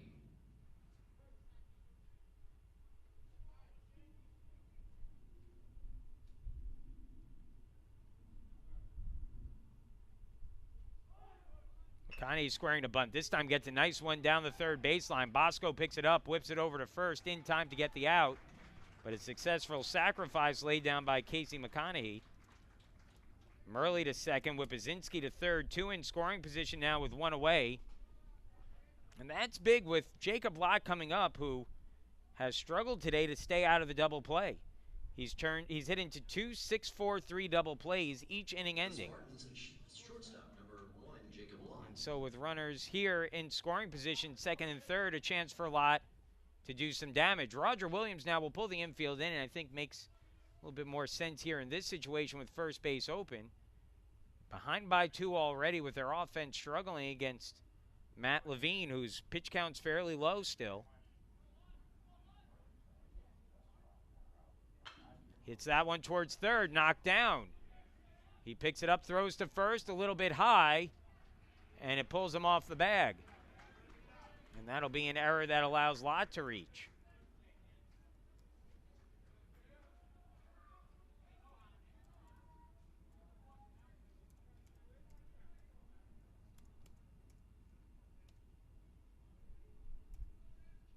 So the bases will now be loaded with 1 away.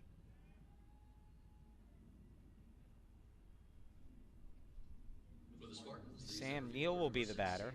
Neal. Neal has walked in each of his last 2 bats, came around to score a run on Rocco Maugh's home run.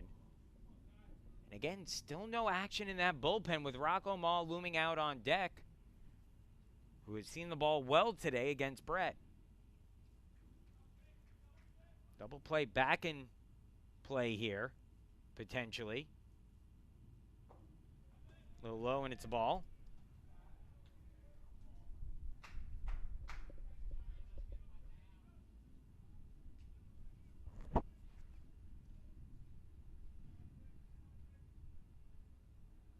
One and 0. Bases loaded, a chance to break this game open. Good breaking pitch. Just caught that outside corner, 1-1.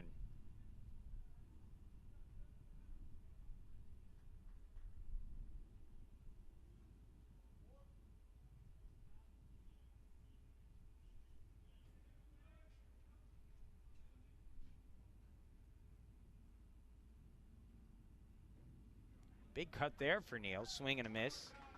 And it's a 1-2 count.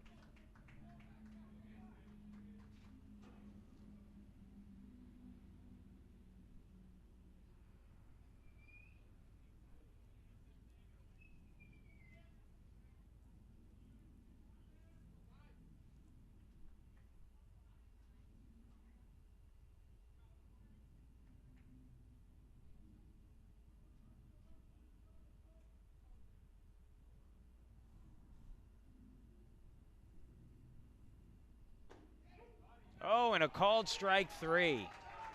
Just caught the inside corner. So Neal down looking. That will be the second out, but Rocco Ma coming to the plate, who has been red hot, 2 for 3 today, including the only 2 runs in the game coming on his home run, his second in as many days.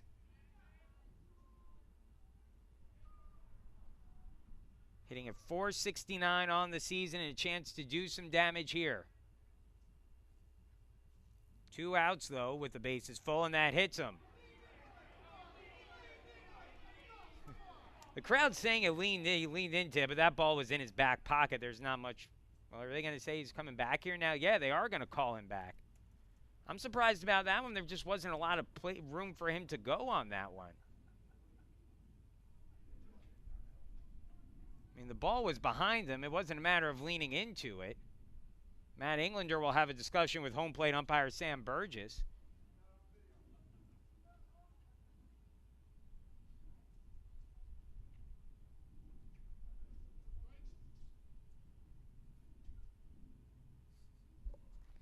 Well, Englander arguing here, but to no avail. It'll be ball 1, and it'll be a 1-0 count on Ma at the plate.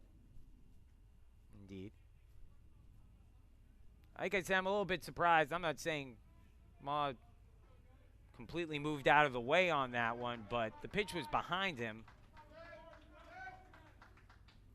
I'm not sure there was a lot of room for him to go there.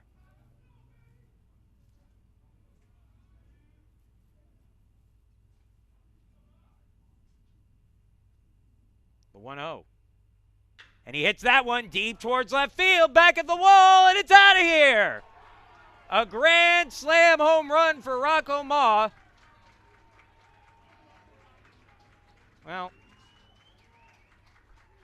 Sam Burgess with the assist. And Case Western Reserve on Ma's 3rd home run in 2 games. His 2nd of the day, a grand slam, and it's 6-0. Rocco Ma on top of Roger Williams. For the Spartans, the third baseman, number 19, Jacob Kusha. He is as hot as they come right now.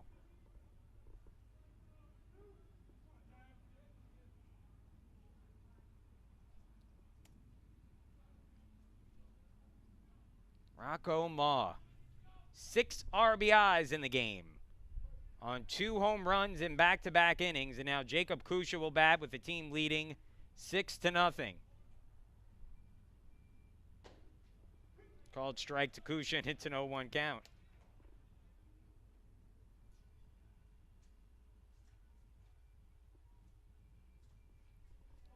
Five hits today for Case Western Reserve, 3 of them off of Rocco Ma's bat. 2 of them home runs. Kusha with a big swing, fouls it off, and it's 0-2.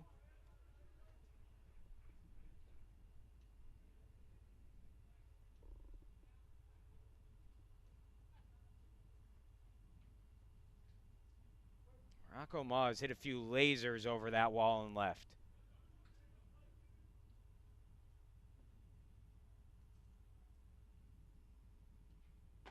Swing and a miss, strike 3, but the damage done.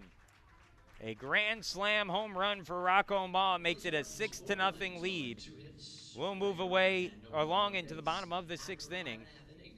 6-0 the score, Case Western Reserve leading.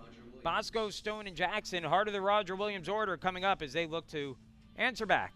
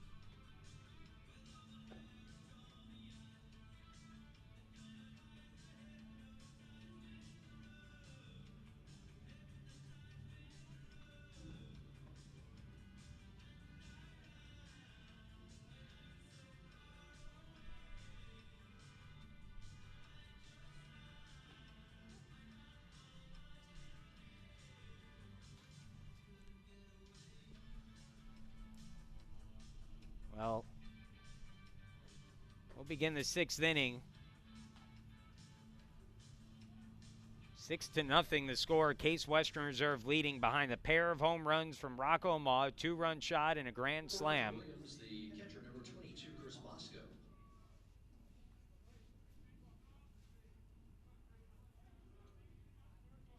And now Matt Levine with a lot of room to work with. Just 58 pitches on the day as he begins the 6th. He's thrown 5 shutout innings, allowing just 4 hits.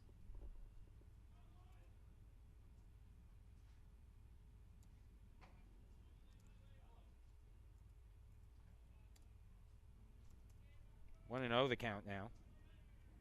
It'll be Bosco, Stone, and Jackson.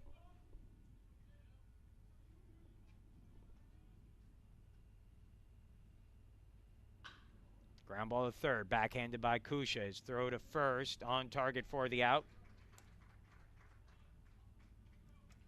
And there's one retired. For the Hawks, the right fielder, number 3, Justin Stone.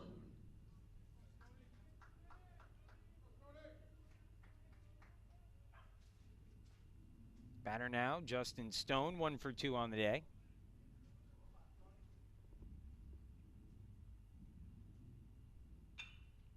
Pop foul and out of play.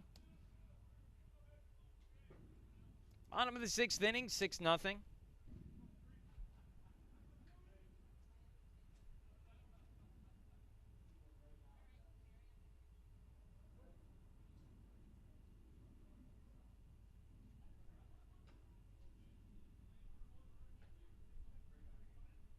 One and one now.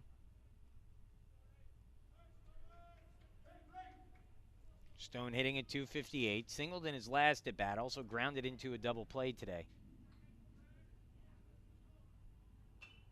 Tomahawks that one foul, and it's a 1-2 count.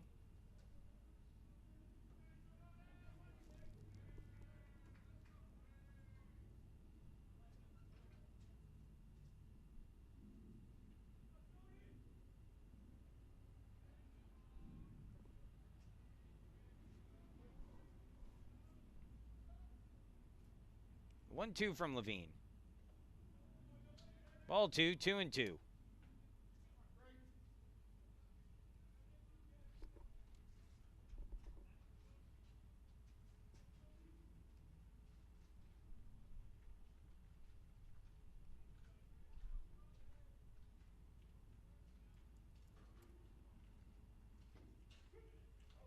And called strike 3.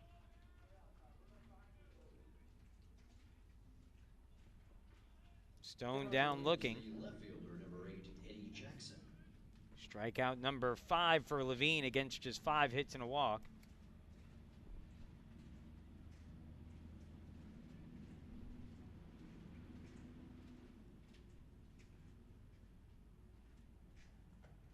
That's in there for a called strike, 0-1.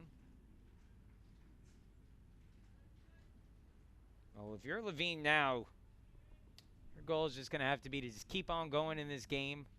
Make sure you're filling the strike zone as that's in there for a strike, 0-2.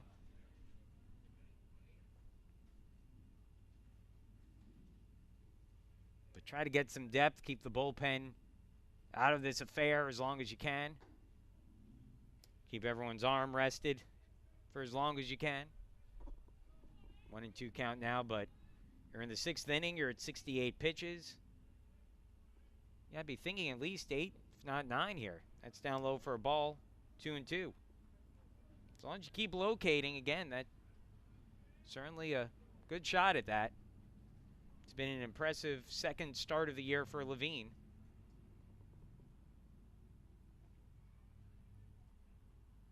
Two-two. Q down the third baseline, rolls foul before it's picked up by Kusha. 2-2.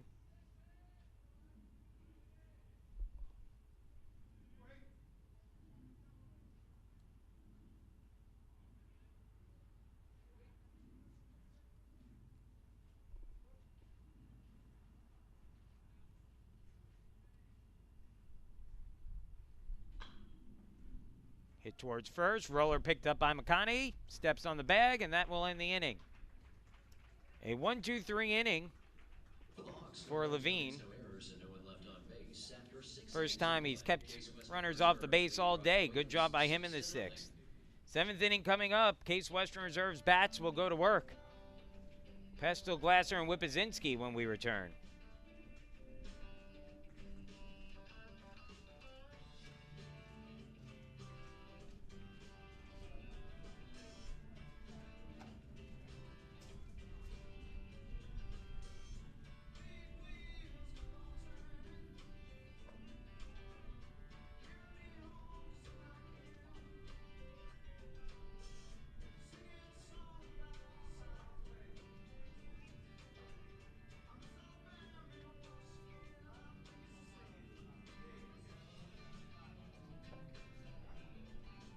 Now entering the game for Roger Williams, the pitcher number 36, Ethan Klein.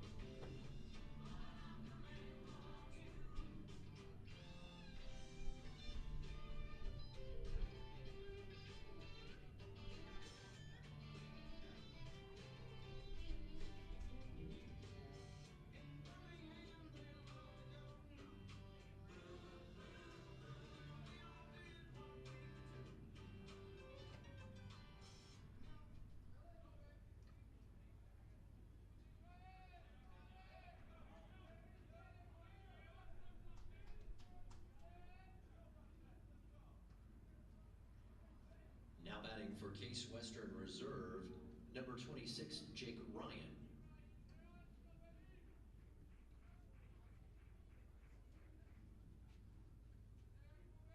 Welcome back once again.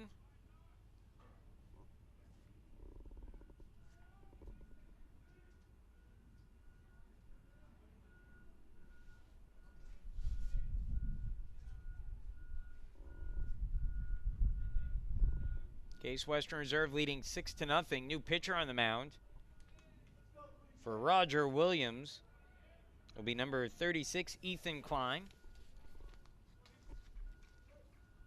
And new hitter at the plate will be Jake Ryan for Case Western Reserve, who will pinch hit for Jacob Pestle.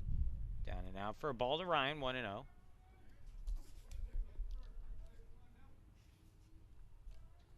Klein, a freshman from Hyde Park, New York. Of course, he went to FDR High School, home of Franklin Delano Roosevelt, Hyde Park, New York. 6'1", right-handed pitcher.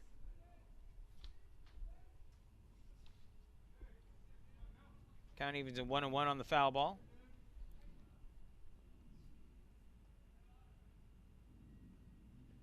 In the dirt, 2-1.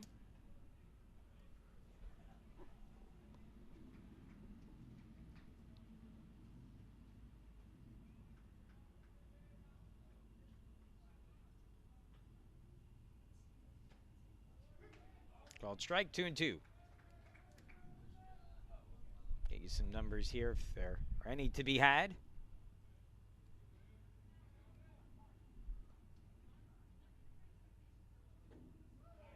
On Klein.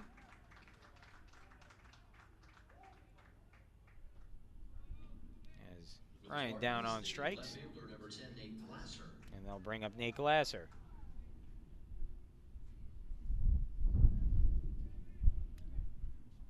Glasser hitting a .278 today. Should say on the season. 0 for 2 in this one. So that one broke before the plate, and it's a 1-0 count.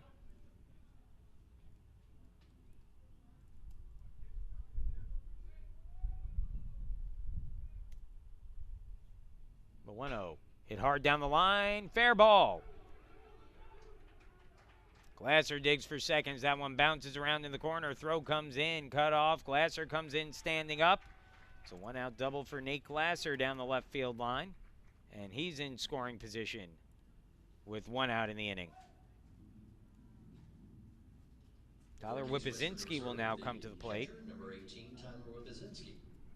Whippazinski starting to heat up all of a sudden. A double was hit by a pitch, flew out to center, flew out deep to center. The double was deep off the wall in left center field.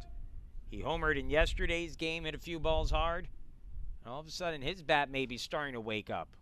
Be a tremendous boost for this lineup, which is going well right now. That one sneaks through the wickets, and going over to third will be Glasser.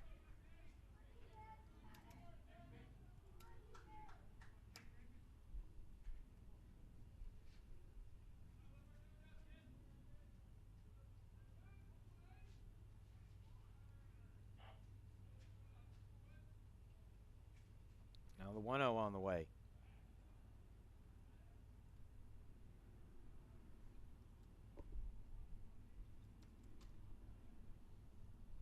Ethan Klein making his second appearance of the season. Delivers low to Whippazinski, 2-0. Has thrown an inning and a third this season, allowed just 1 hit, no walks, no strikeouts. That during the team's loss to Swarthmore back on March 4th.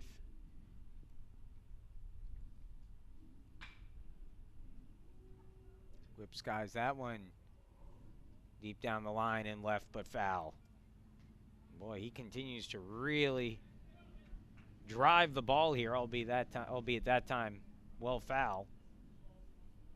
The one he hit yesterday, again, was about as towering a fly ball as you'll see a Division III player hit. He did not miss it. 2-1.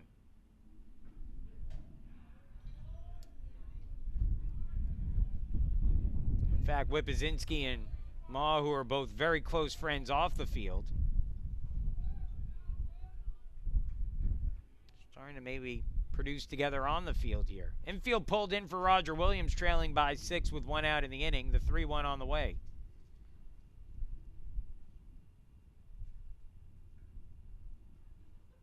Down and out, ball 4. So first and third now with 1 out in the inning. And Noah Murley will be the batter. Murley's been on base all 3 times he's come to the plate. He's been hit by 2 pitches. Scored a run his last time up. He also doubled back in the second. One of 6 hits for Case Western Reserve today.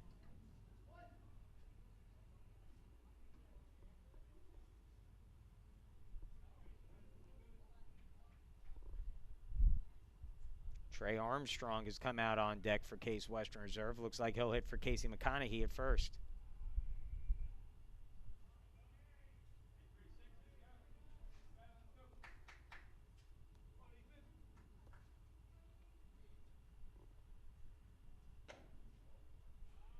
It's outside for a ball, 1-0. Glasser, the runner at third. Whippazinski at first. 6-0 the score. Case Western Reserve trying to add on against the bullpen for Roger Williams. Klein on the mound. Delivers his 1-0. Line foul. Off the netting, 1-1.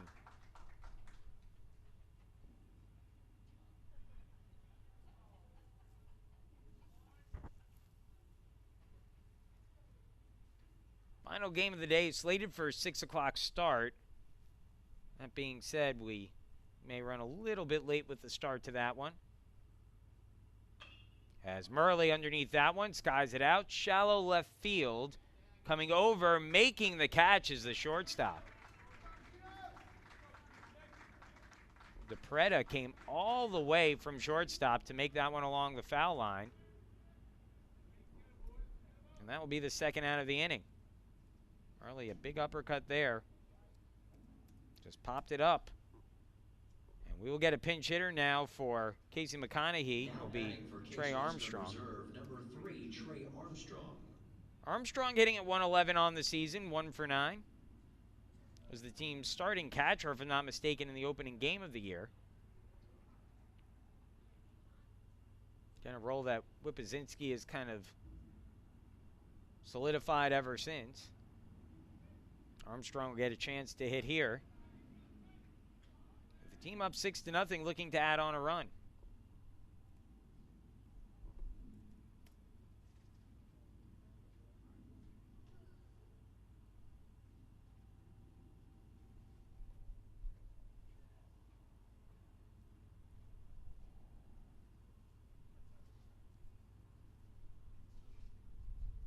Armstrong, the freshman of Newcastle, Delaware.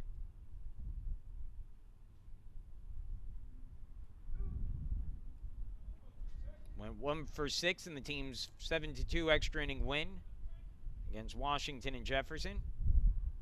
Has not played since the team's 3rd game of the year.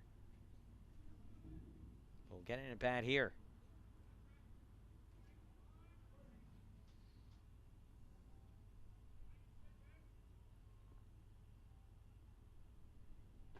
Breaking ball called strike, 0-1.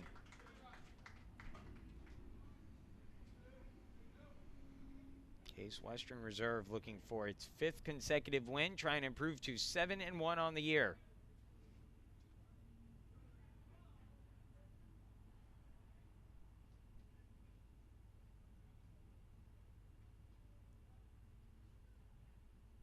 The 0-1.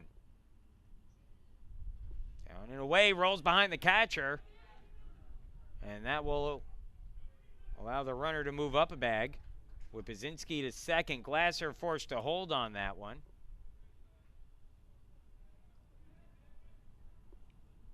Count evens, 1-1. Chance for a base hit to score 2 now.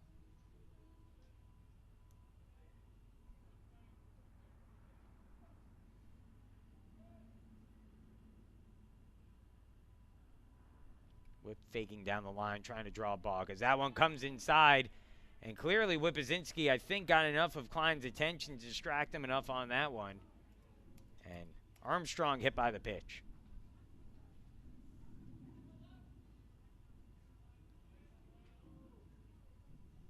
This batter now will be Jacob Lott, who reached on an error and scored a run his last time up. 0 for 3 on the day and hitting a .259 on the season.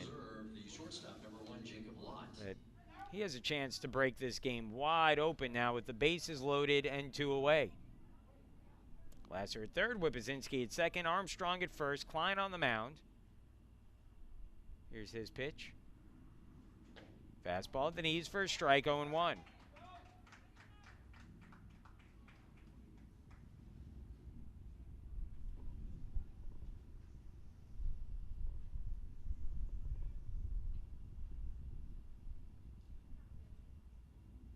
Breaking ball just misses Lott, and it goes to 1-1.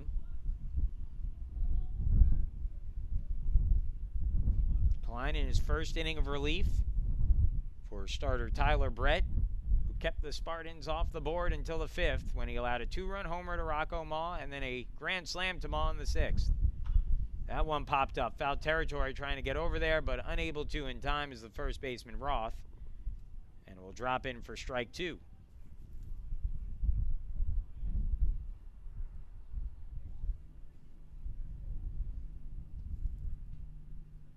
In case you were wondering, Ma's 2 batters away. 1-2 the count. Bases loaded, 2 outs, 7th inning.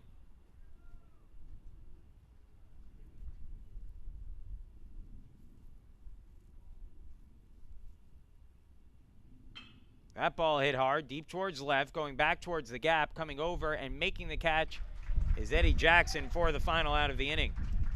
So Case Western Reserve leaves them loaded, but they lead 6-0 as we move along into the bottom of the 7th. 6-0 the score. We'll be back in just a minute. With your score, Case Western Reserve 6 and Roger Williams 0.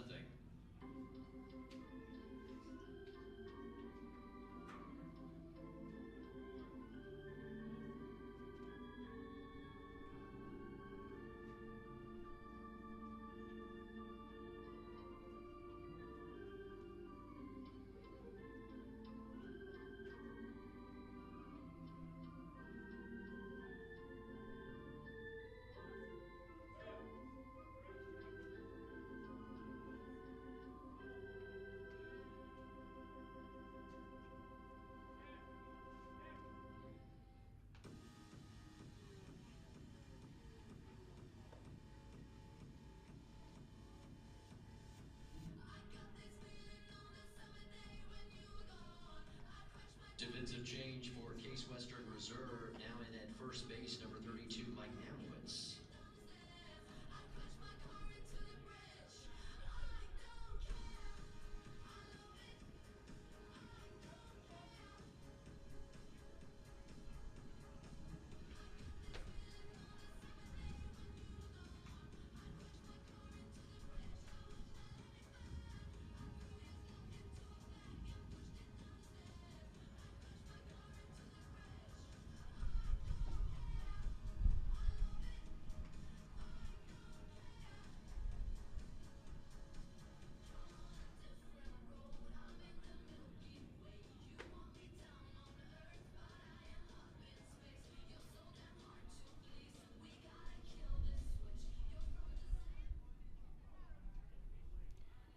Well, good outing today by Matt Levine. He'll try to carry it into the 7th inning. 71 pitches, 44 for strikes, yet to allow a run on 4 hits in the game to Roger Williams.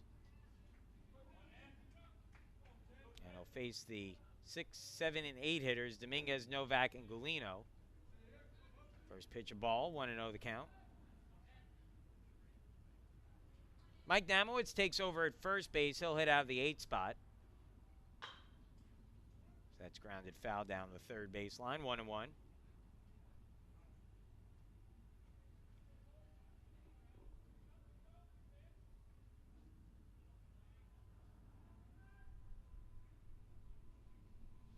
Three more games here in South Carolina for Case Western Reserve before the end of the tournament. Low there, and it's a 2-1 count.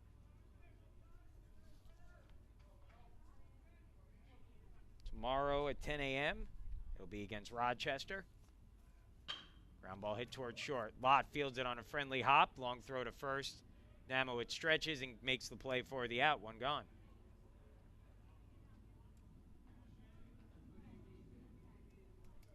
The Hawks' third baseman, number 9, Shane Novak. Shane Novak now coming to the plate. Novak, 1 for 2 on the day.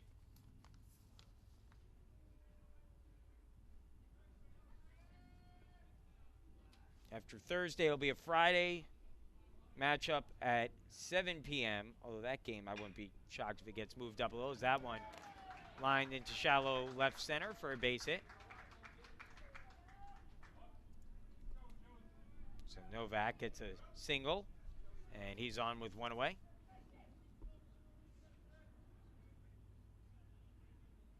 For Roger Williams, the designated hitter, number 2, Joey Gulino. Joey Gulino will now be the batter, 0 for 1 on the day with a walk and a strikeout looking against Levine. On Saturday, it'll be a 6 p.m. start for Case Western Reserve in Trinity, the final game before the Spartans put on their winter wear and head back up north. See, Saturday looking a little rainy right now, so we'll have to obviously wait to see if there are any schedule changes. Swing and a miss. And it's an 0-1 count.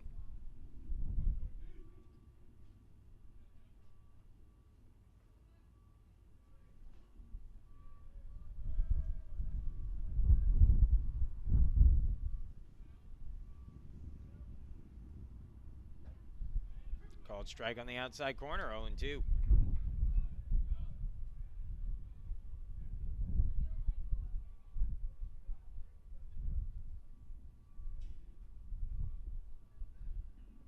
Look over for Levine. Just a little outside, 1-2. Next pitch will be the 80th of the game for Levine, working with 1 out here in the 7th.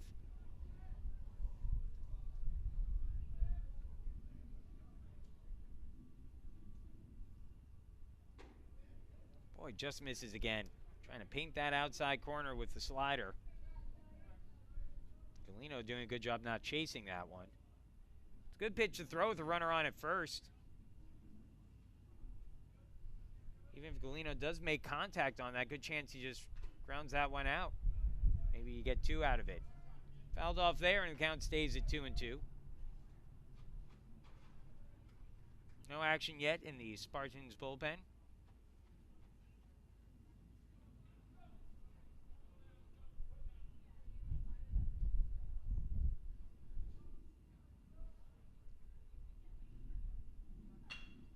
On drive, shallow center, dying quickly. Coming in is Neal. He'll let it field drop on a hop. Throws over to second, but not in time to get the force.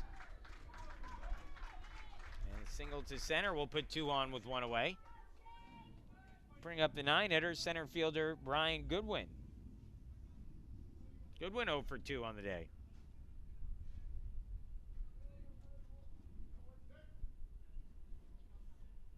For the Hawks, the center fielder, number 16, Ryan Goodwin. Goodwin is grounded into fielder's choice, that end of the second. He's also flown out to center field in the 5th. Batting here with 2 on and 1 away, a chance to try to get his team back into this game.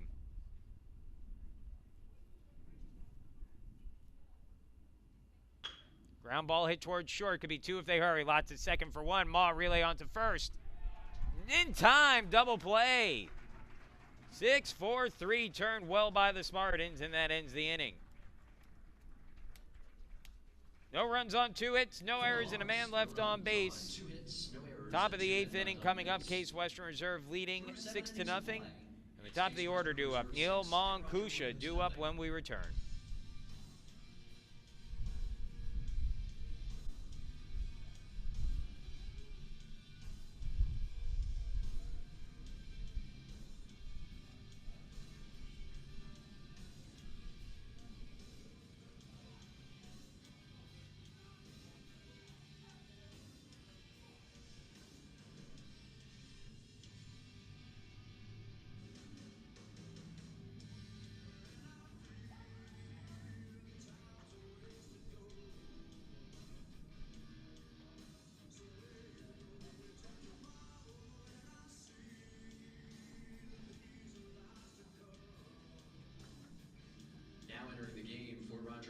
Number 29, Greg Demers.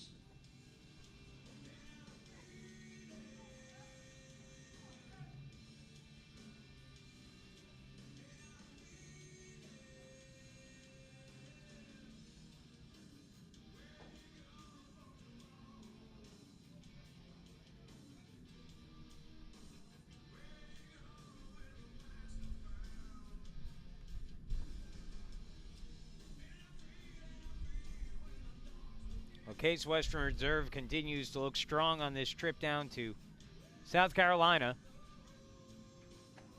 They lead 6-0 in this one, behind 2 home runs from Rocco Ma, who's driven all 6 runs. He stands out on deck with a chance to potentially hit his 3rd of the day, and he'll face a new pitcher here when he does so. It'll be Craig Demers for Roger Williams. Demers, number 29, a left-hander, tall, 6'5" sophomore out of Massachusetts. And he will be making his season debut here today.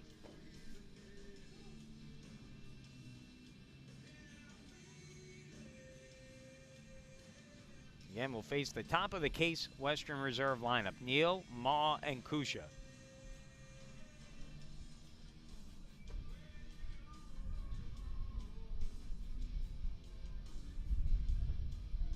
Neal, 0 for 2 today, but has been on base a few times. Walked in the 3rd and in the 5th. He scored a run in the 5th on Rocco Ma's 2-run home run. Hitting a .294 on the year. Left-handed hitter. Again, Ma out on deck. Looming, if you will. Once you hit a couple home runs in a game, you start to loom on deck as opposed to just stand there. That one misses outside for a ball, and it's a 1-0 count.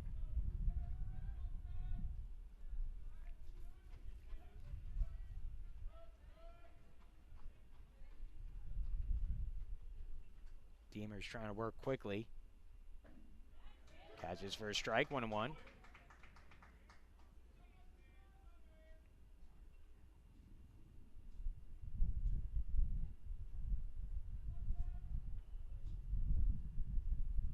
Here's the 1-1 pitch. Inside, it hit him. And Neal is on. And he will be on for Rocco Ma. Hitting at .485 on the season. He's driven in 6 runs today with 2 home runs, his 2nd and 3rd of the year. He's also singled today and is 3 for 4 in the game.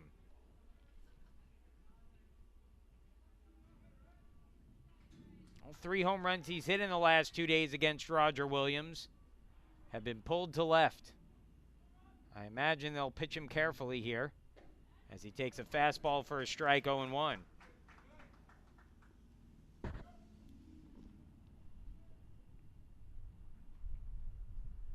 Demers ahead in the count, 0-1 on Ma.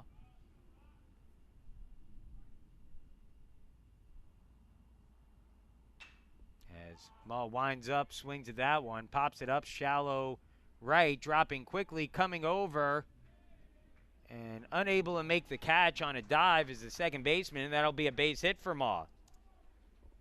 So after hitting 2 towering fly balls to left, Ma picks up his 4th hit of the game on a little bloop down the line into no man's land in right field. And you're going good. You're going good. Right now, Rocco Ma is going good. The batter now will be Jacob Kusha with nobody out and the bases empty. Or pardon me, with nobody out and 2 on. Neal at second, Ma at first. Kusha, he's been a little bit of a struggle offensively the last 2 days. One of the few Spartan players who has. That one barely misses for a ball, 1-0. 0 for 3 today with a walk, 2 strikeouts, and a fly out to center.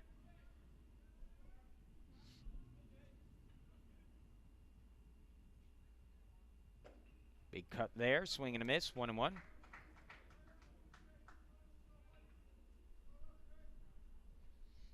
Top of the 8th inning, 6-0, Case Western Reserve leading.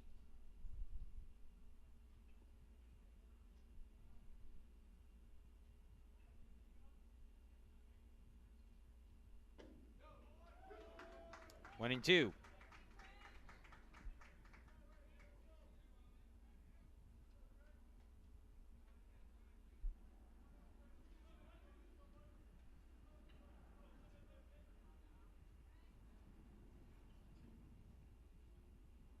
Here's the pitch. Ball in the dirt, count evens up 2-2.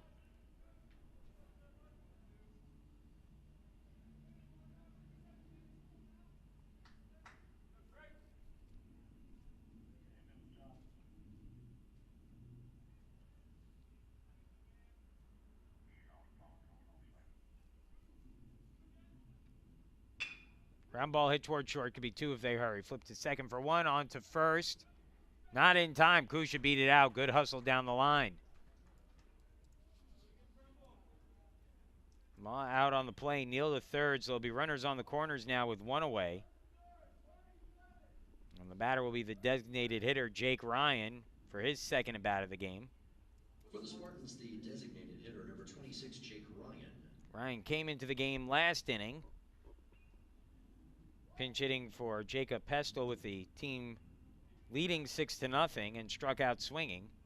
An RBI opportunity for Ryan here, I should say, after he picked up his first career hit and RBI in yesterday's game. Takes a fastball for a called strike, and the count goes to 0-1 on the freshman.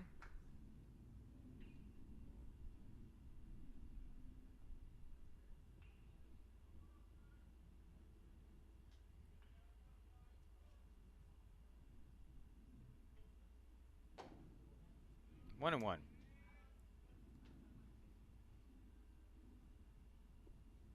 Ryan hitting him 167.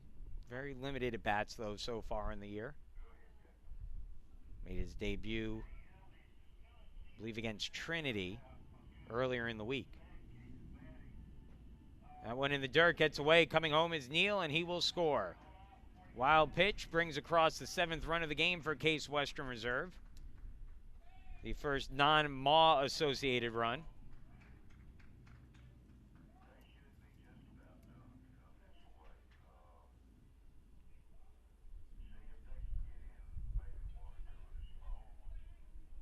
Again, now 7-0. Runner at second.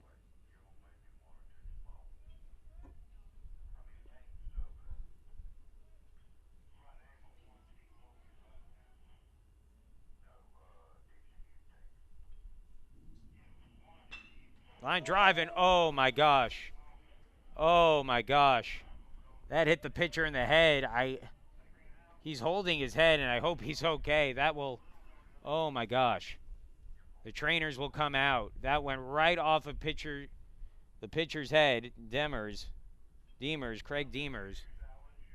It was a laser. He got up right away.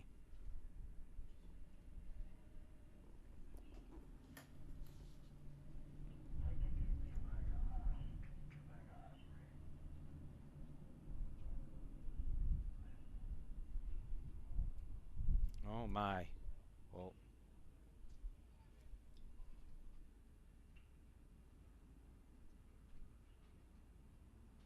and he will come out of the game. Thank God he's standing right now. A little bloody, but my gosh. Well, we'll take a quick break. Again, thank God he's walking off the field right now. That one came right back at him, a laser. It'll go in the books as a double for Ryan, but boy, that could have been terrible, and thank God it was not worse than it was. We'll be back for you in just a minute. 8-0 the score.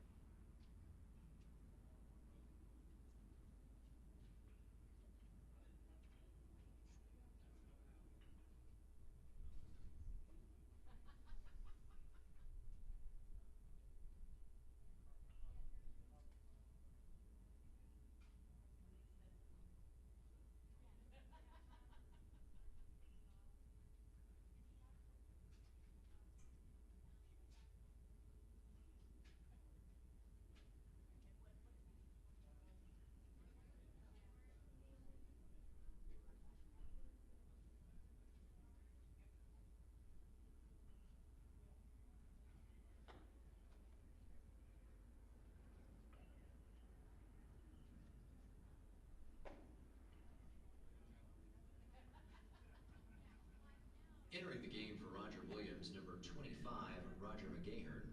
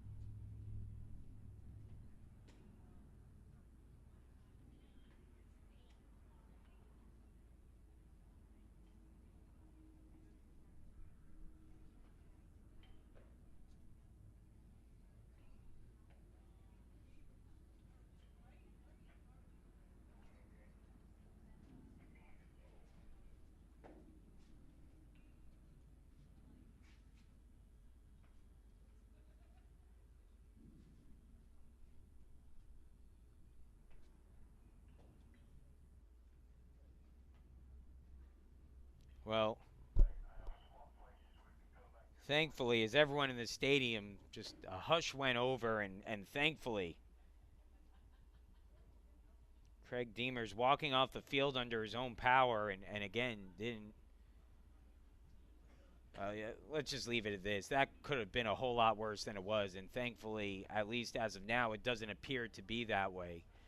New pitcher on the mound will be number 25, Ryan McGahern, for Roger Williams, a lefty. For Case Western Reserve, the left fielder. At number second 10, base, Nick Anthony Glasser. Dominguez had to come off the field and change his jersey. I believe he had to switch into another player's jersey because there was blood on his jersey from the pitcher for Roger Williams. Again, that was Demers. And, boy, now you just try to settle in and find a way to resume baseball here. Again, Demers walked off under his own power. You know, he was certainly bleeding, but I think that's as good as you can expect in a situation like that. I mean, thank God he ended up being okay, or as okay as you can be, as that's a swing and a miss for a strike, 0-1. As Glasser falls behind in the count, he doubled in his last at bat. Ryan, that'll go in the books as a double for him and an RBI. The 0-1 fouled back, 0-2. Just to reset, 1 out in the inning. It's now 8-0 the score.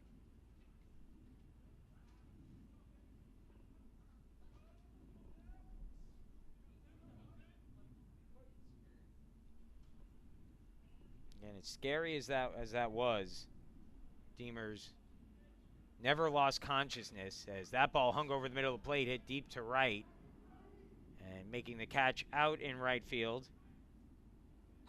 is Jackson. Pardon me, is Stone. Advancing to third on the play will be Ryan.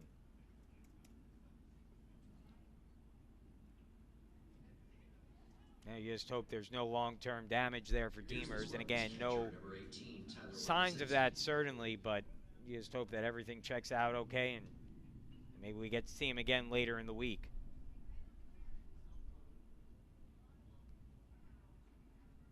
Tyler Whippazinski now the batter with 2 outs and a runner at third. Whip's been on base each of his last 3 times to the plate. Cranks that one foul.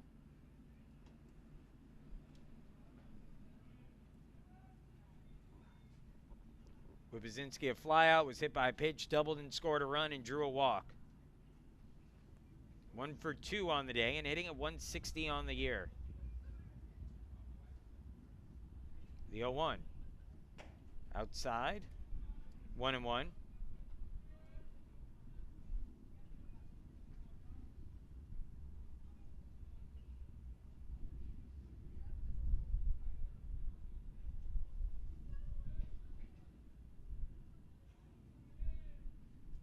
Two outs, runner at third. Swing and a miss from Whippazinski, and the count goes to 1-2. Alex Capetillo has come out on deck. He'll hit for Noah Murley next.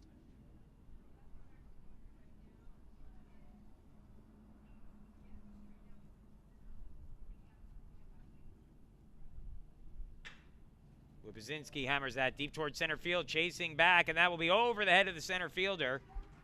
Goodwin, and will roll all the way to the wall. Whippazinski round second. He's going to trudge in for third, and will slide in safely with his second extra base hit of the game, a triple to straightaway center field. Ryan scores on the play, and it's now a 9-0 lead for the Spartans. So Whippazinski with his second extra base hit today. Now on the year, he has all of 5 hits, and of those 5 hits, 4 have been for extra bases.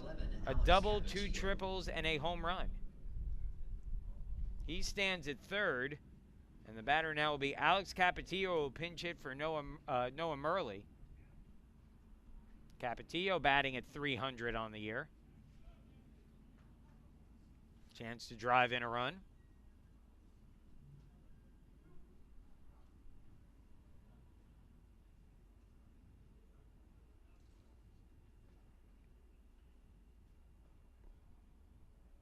Two outs in the inning.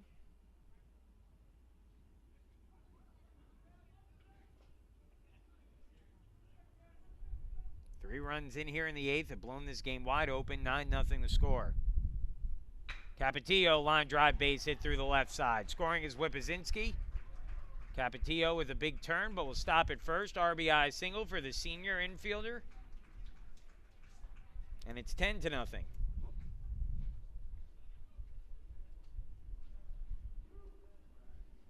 With Capetillo on at first, new batter Mike Namowitz will get his first at bat of the game. Namowitz came into play first after Trey Armstrong pinch hit for Casey McConaughey last inning. First at bat of the day for Namowitz, who's batting a 100, 1 for 10. Down low for a ball to Namowitz, and the count goes to 1-0. Namowitz picked up his first hit of the season during the team's game against Trinity.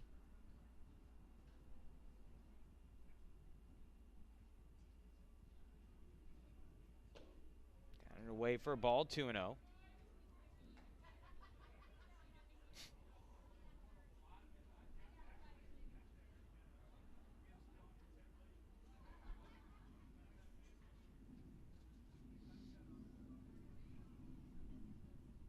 Inside, Namowitz moves out of the way. Capetillo moves up a bag on the wild pitch. 3-0 the count.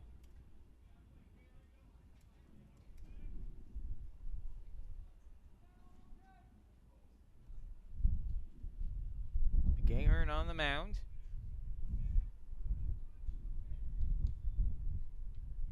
A freshman out of Attleboro, Massachusetts. His second appearance of the season.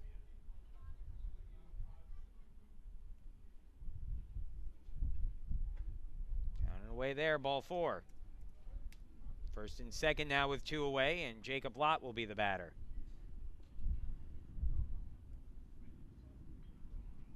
McGahern allowed 2 runs in a third of an inning on a pair of walks in a 13-5 loss to Swarthmore.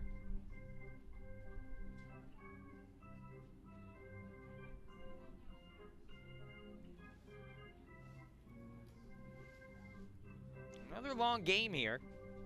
If you're tuning in a little bit early for our late affair, Cortland versus Rochester, I imagine we're going to run a little bit late for the start of that one today.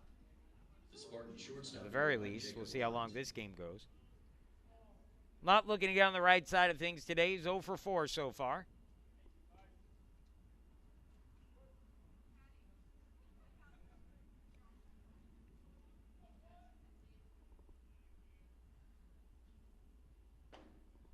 Called strike, and the count goes to 0-1 on Lott.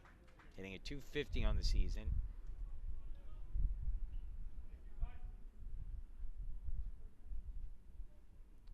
Action in the Case Western Reserve bullpen. I believe that's Tony Yambor warming up out there. 1-1. Tony is sophomore, but yet to appear in a game over his collegiate career. Missed all of last season due to injury and hasn't pitched yet this season.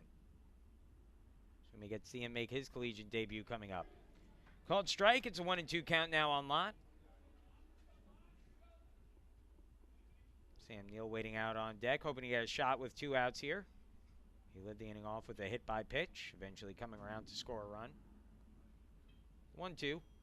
Swung on, hit in the air, right field, dropping quickly, going back though in foul territory. Making the grab is the first baseman, Danny Roth, for the out. And that will end the inning. 4 runs on 4 hits, no errors, and 2 left on base for the Spartans in the 8th. Bottom of the 8th inning coming up. It's a 10-0 lead for the Spartans.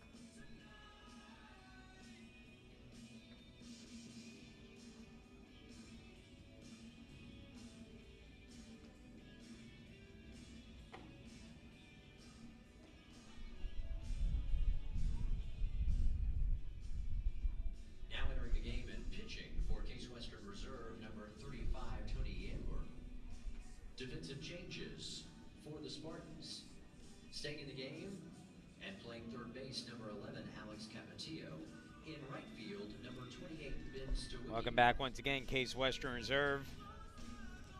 With a 10-0 lead, day is done for Matt Levine. We'll get you his final line here. 7 innings, 7 shutout innings, I should say. 7 hits allowed, and 1 walk. He struck out 5. Just 83 pitches for Levine, who looked fantastic today in his second career start, and leaving less because of workload and more because of there being a big lead and letting him get out on a positive note and give a shot for another pitcher here. We'll tell you about the new pitcher, Tony Yambor, in just a sec, but first some defensive changes for Case Western Reserve. Alex Capetillo stays in the game. He'll play third base, and then batting third, hitting a Jacob Kush's spot, will be Ben Stowicki, and he will be out in right. New pitcher on the mound is Tony Yambor, making his collegiate debut. The sophomore did not appear in a game last season. 6'4", 190 pounds, out of Bedford, Michigan. And the first pitch is taken for a ball by Roth, 1-0. Top of the lineup here for Roger Williams. Roth, DePretta, and Bosco due up. Case Western Reserve trying to pick up a win here against Roger Williams. That one hit on the ground to third. Chance for Capetillo, but it goes right through the wickets. And that'll be an error that allows the runner to reach. So Capetillo comes into the game. He hasn't played a ton of third base during his time as a Spartan. The shortstop, number 1, Dean DePretta. We've seen him more at short and second. Ball comes at you a little bit faster at third base. Less time to react. Get your glove down. Yambor delivers a first pitch strike to DePretta, 0-1. DePretta hitting a .276. 2 for 2 in the game. A hit by pitch, 2 singles against Levine.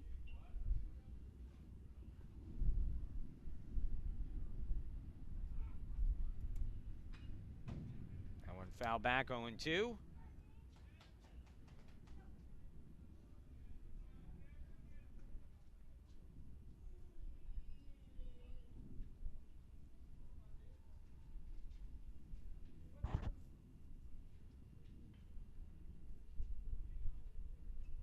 .2 from Yambor.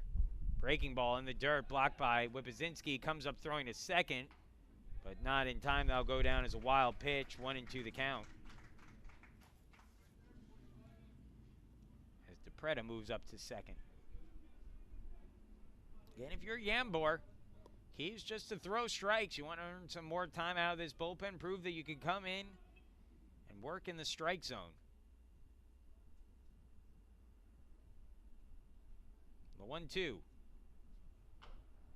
Nub foul. Count stays at 1-2.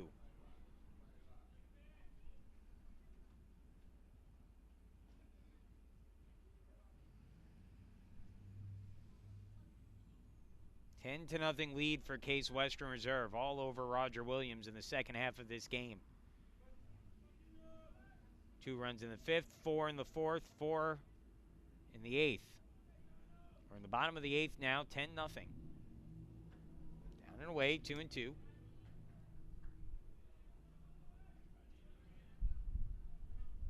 if you're Yambor, pitch to contact here. Your defense work behind you.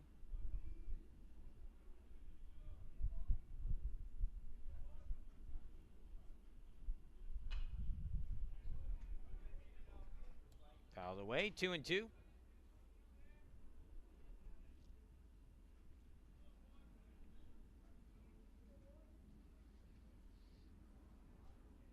Good to see Yambor get out there. Again, he has a chance to really earn a spot here in the Spartans bullpen. Low for ball 3, 3-2.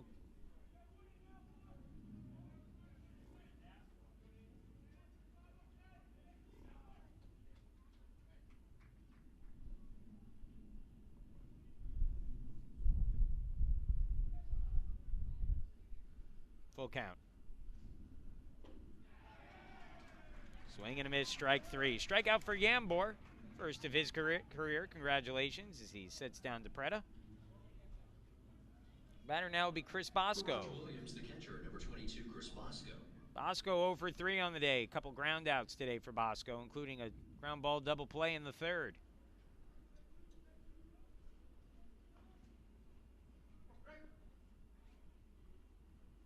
Now, obviously, there are three pretty solid positions right now in Case Western Reserve's bullpen.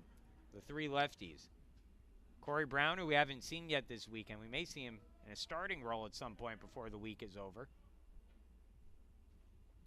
Liam Killingstad and Scott Kutchke, the other two lefties. But, you know, if all goes according to plan, Case Western Reserve would love to go every game, at least every close game, start or right to one of those three.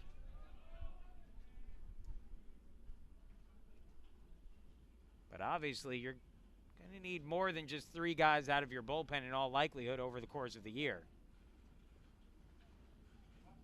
And so the question becomes, who can fill some of those other roles? We saw Matt Spytel look pretty good yesterday. Tony Yambor getting a chance on the mound here. That ball lifted in the air, center field. Neal there, makes the catch, runner holds, and there are two gone.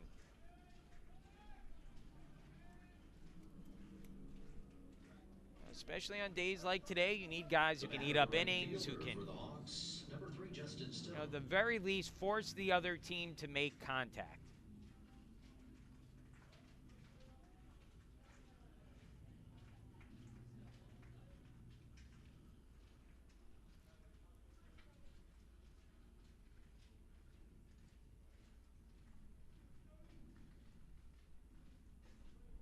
You know, if you think about the mathematics of it, even the best hitter against the worst pitcher is probably at best going to be a 500 hitter.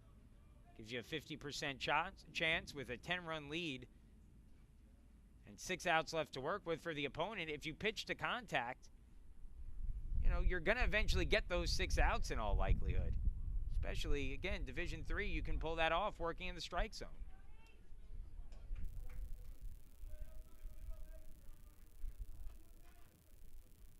More often than not, the innings that get out of hand in an average Division III game, you see a lot of walks in those innings.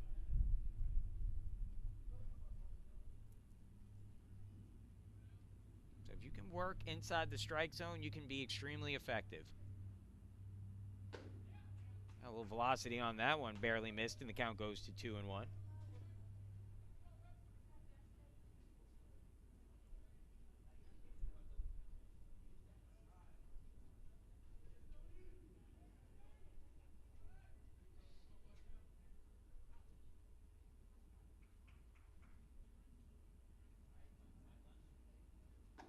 Swing and a miss, 2-2.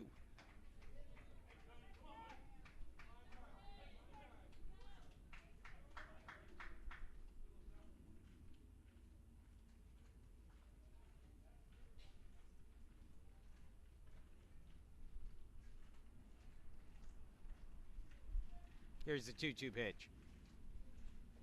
In the dirt, gets away from Whippazinski, moving up to third on the play. Will be Roth. As Roger Williams with a 3-2 count, 2 outs. Runner at third, trying to take the Ziggy off the board.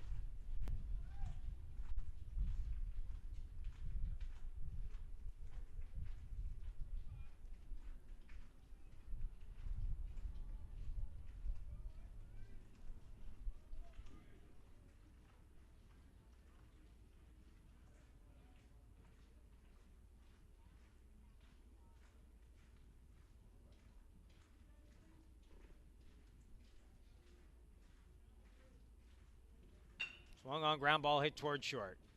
And it eats up Lott, and safe at first on an error will be Stone. Roth comes in to score. No RBI on the play. It's an unearned run. Second error of the inning. And that will make it a 10-1 game. Pinch hitter coming up here. Now batting for Roger Williams, number 37, Max Paul. It's be Max Paul who will hit for Eddie Jackson.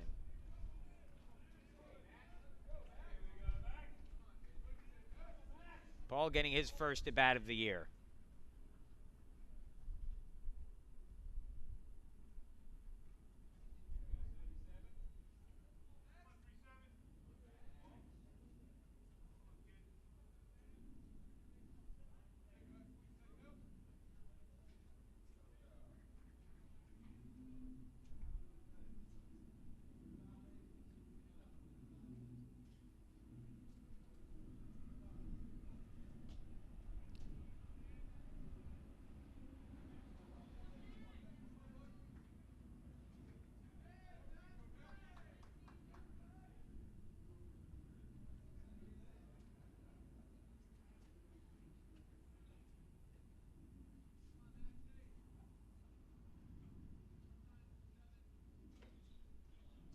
Swing and a miss there, and it's an 0-1 count.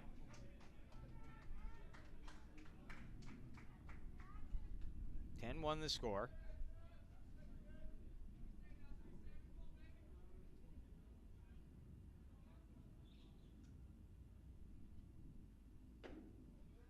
One and one.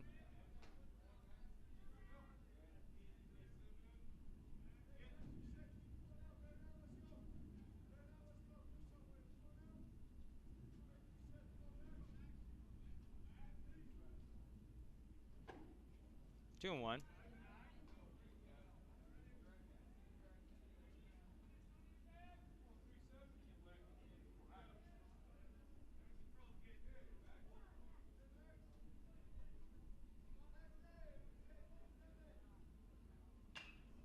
Popped up, foul territory. Namowitz, first baseman along the line, settles underneath it, makes the catch, and that will end the inning. So ball pops out, and we'll move to the ninth. 10-1 the score as Roger Williams gets on the board, taking advantage of a pair of errors. Ninth inning coming up when we return.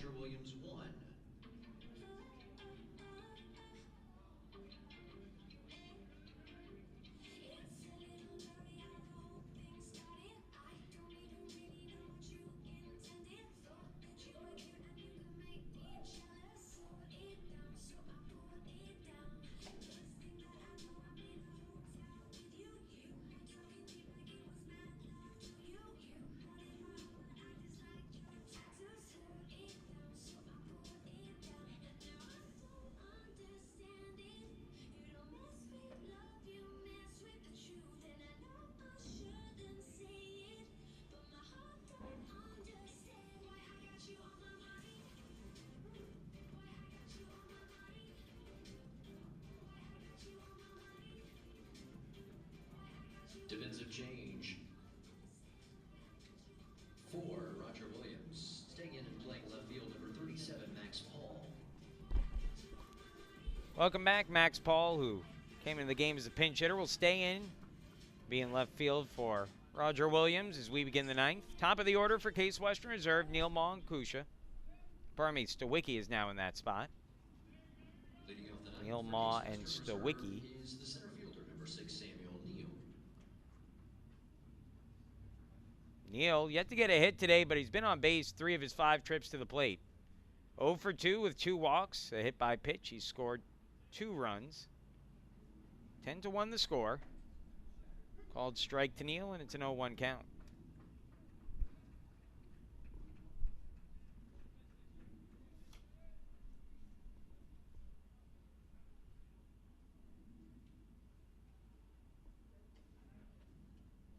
Down and away for a ball, 1-1.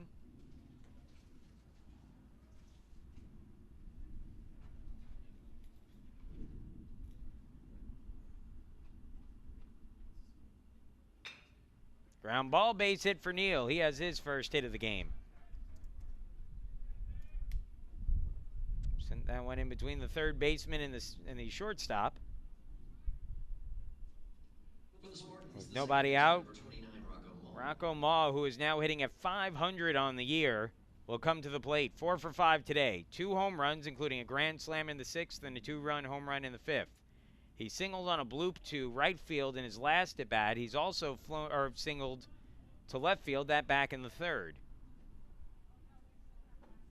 He was slumping in the 1st inning when he popped up to shortstop, a rare out made by Ma in recent days. 0-1 the count.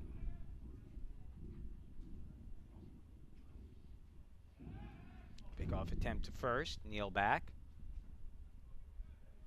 Not sure you need to worry about the runner going with a 9-run lead in the 9th. But they'll look Neal back nonetheless. Ball in the dirt, and the count goes to 1-1. Bigger threat right now for McGahern, who begins his first full inning of work, is probably right at the plate with Rocco Ma standing there. The grand slam in the 6th came after Ma was called back to the plate after being apparently hit by a pitch, but they said he leaned into it. He laces that one deep down the line and left. If it's fair, it's gone. It's fair, it's gone! third home run of the day for Rocco Ma.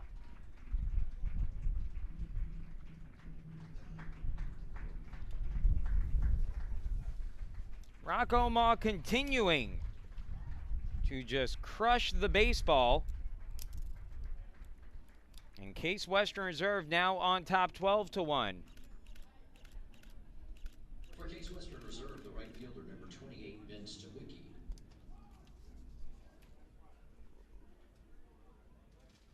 His third home run of the game. A laser shot down the line and left. Now Stawicki will single through the infield in his first at-bat of the game. So a base hit for Stawicki.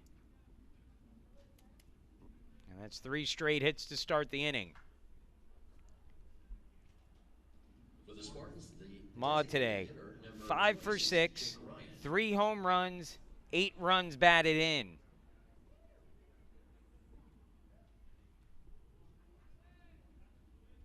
An unreal day for the Case Western Reserve second baseman.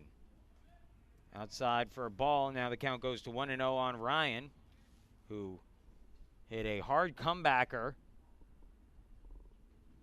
that caught the pitcher at the time, Deemers, and ended up as a double. Called strike, 1-1.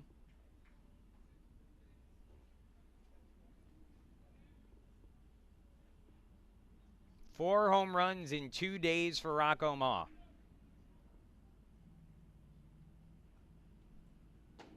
Just an unreal showing for the junior second baseman out of Boone Township, Pennsylvania.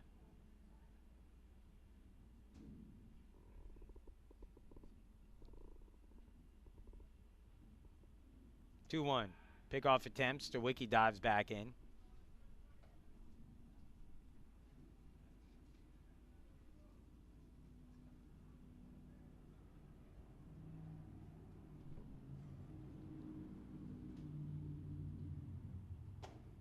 Big cut there for Ryan, 2-2 as he misses at that.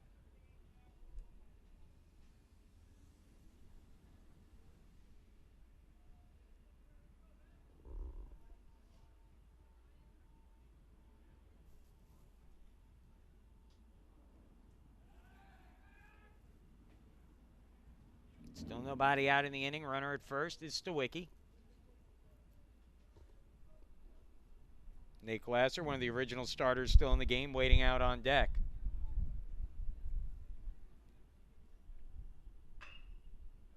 Chopper, third base. Fielded cleanly. Long throw to first, though, and just in time to get Ryan.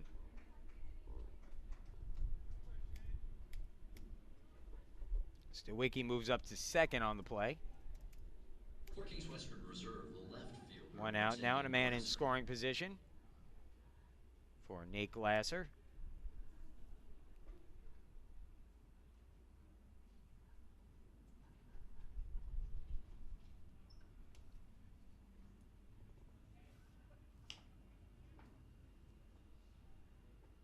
Breaking ball for a strike, 0-1.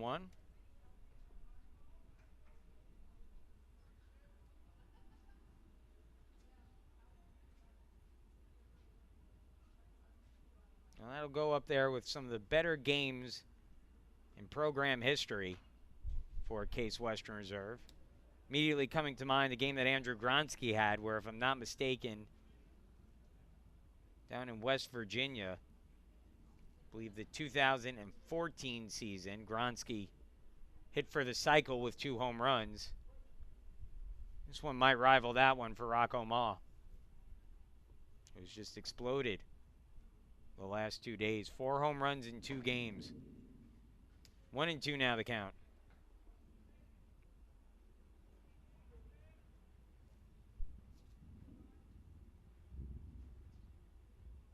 While the lineup was hitting pretty well as a whole, you were waiting for someone to really step out and just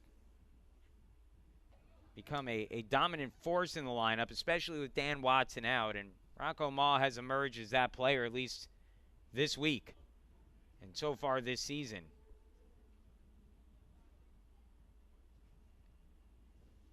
In the dirt, full count, 3-2.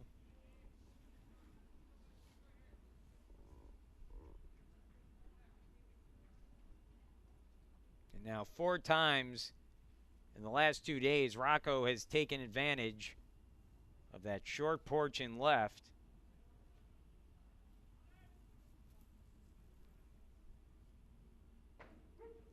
And a called strike 3 on the inside corner. Glasser down looking, and that will be the second out of the inning. We'll bring up Tyler Whippazinski. For the Spartans, the catcher, number 18, Tyler Whippazinski. Whippazinski really starting to heat up now. 2 extra base hits today, a double and a triple. He's 2 for 3, has also been hit by a pitch and walked.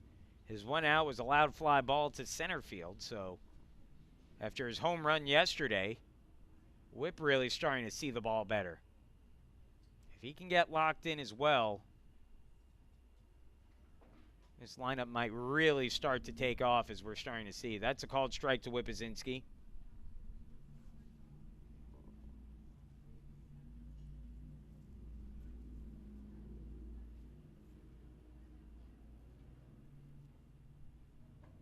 Called strike, 0-2.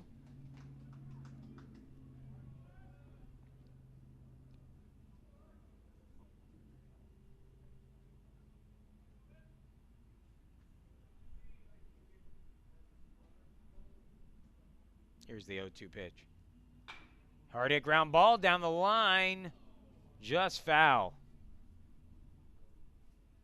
Head coach Matt Englander had it fair down the line there, but he's not going to put up much of an argument with an 11-run lead. That one hugged the line. In all likelihood, that would have been Whippazinski's 3rd extra base hit of the day.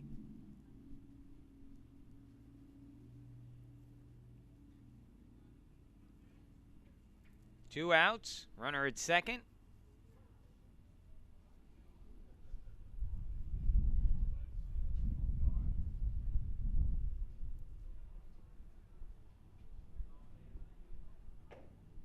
Checks his swing. They won't check out on the field. That'll be ball 1, 1-2.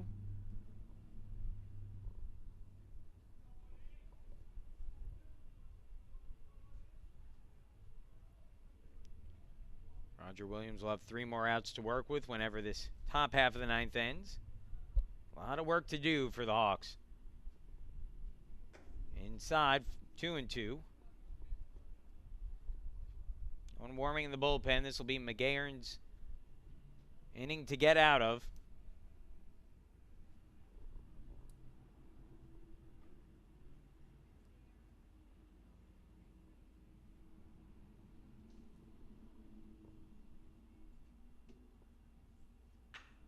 Lifted in the air, left field. Deep, but should be playable.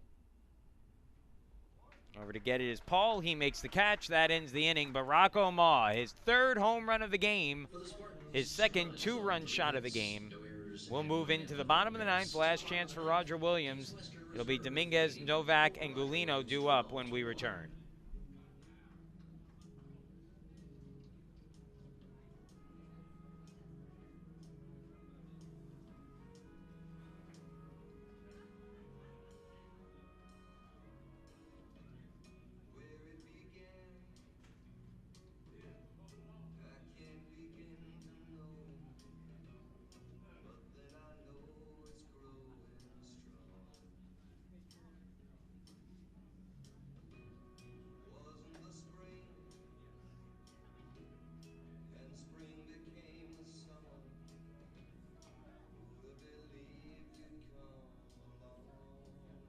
New pitcher for Case Western Reserve, number 7, Tony Spadilla.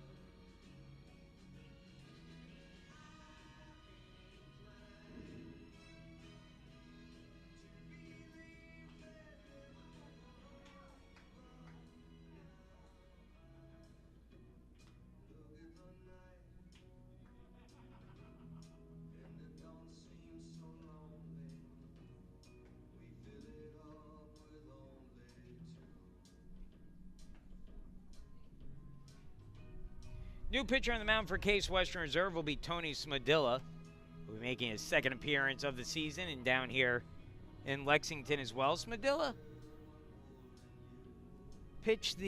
retired the final batters in that 16-8 win over Trinity the other day. Came in, didn't look super sharp, but maybe got some freshman jitters out of the way. And is now ready to go here. Smadilla in that game, an inning pitched, a hit, a run, and 2 walks. And we'll see what he can do today. This is Dominguez at the plate. First pitch swinging, pops it up center field. Neal there. 1 gone. 1 pitch, 1 out for Smodilla.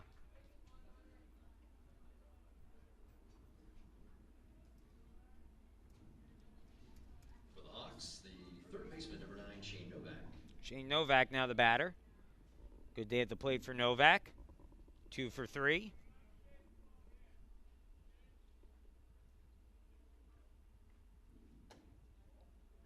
Checks his swing, holds, and takes a ball, 1-0.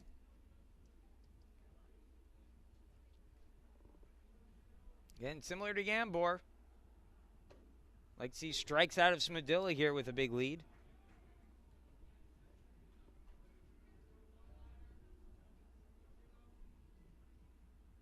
Won the score. Bottom of the 9th, last chance for Roger Williams. Called strike. 1-2.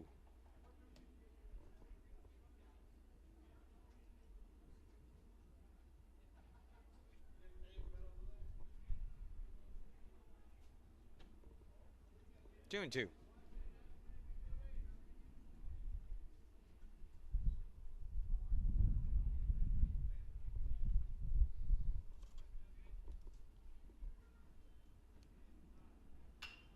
Popped up foul, out of play. The count will stay at 2-2.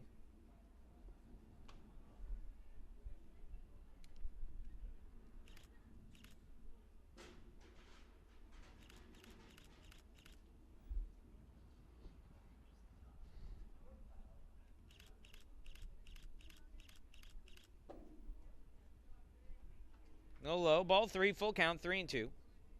1 away, base is empty. Novak at the plate, Gulino due up next.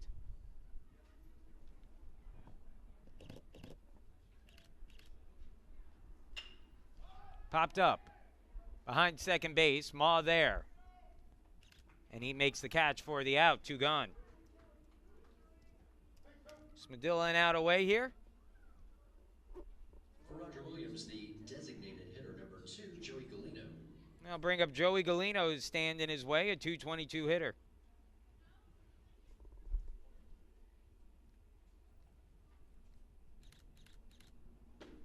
Swing and a miss. 0-1.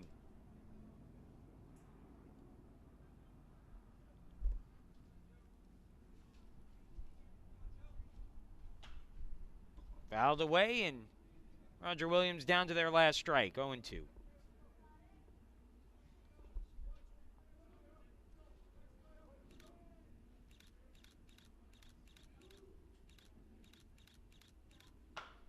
Ground ball towards third. Capetillo there. Fields throws in time for the out. Game over. Case Western Reserve with the win.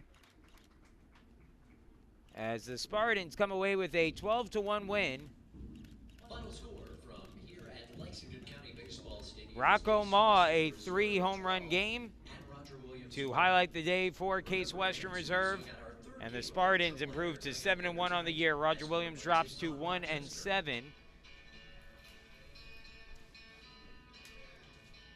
Win number 5 in a row for Case Western Reserve. Winning pitchers, Matt Levine, his first collegiate win. No save in the game. Losing pitcher, I should say, is Tyler Brett. He is 0-1 on the year. Game lasted 3 hours and 8 minutes. Attendance here, 225 for the game. Want to thank everyone once again for joining us.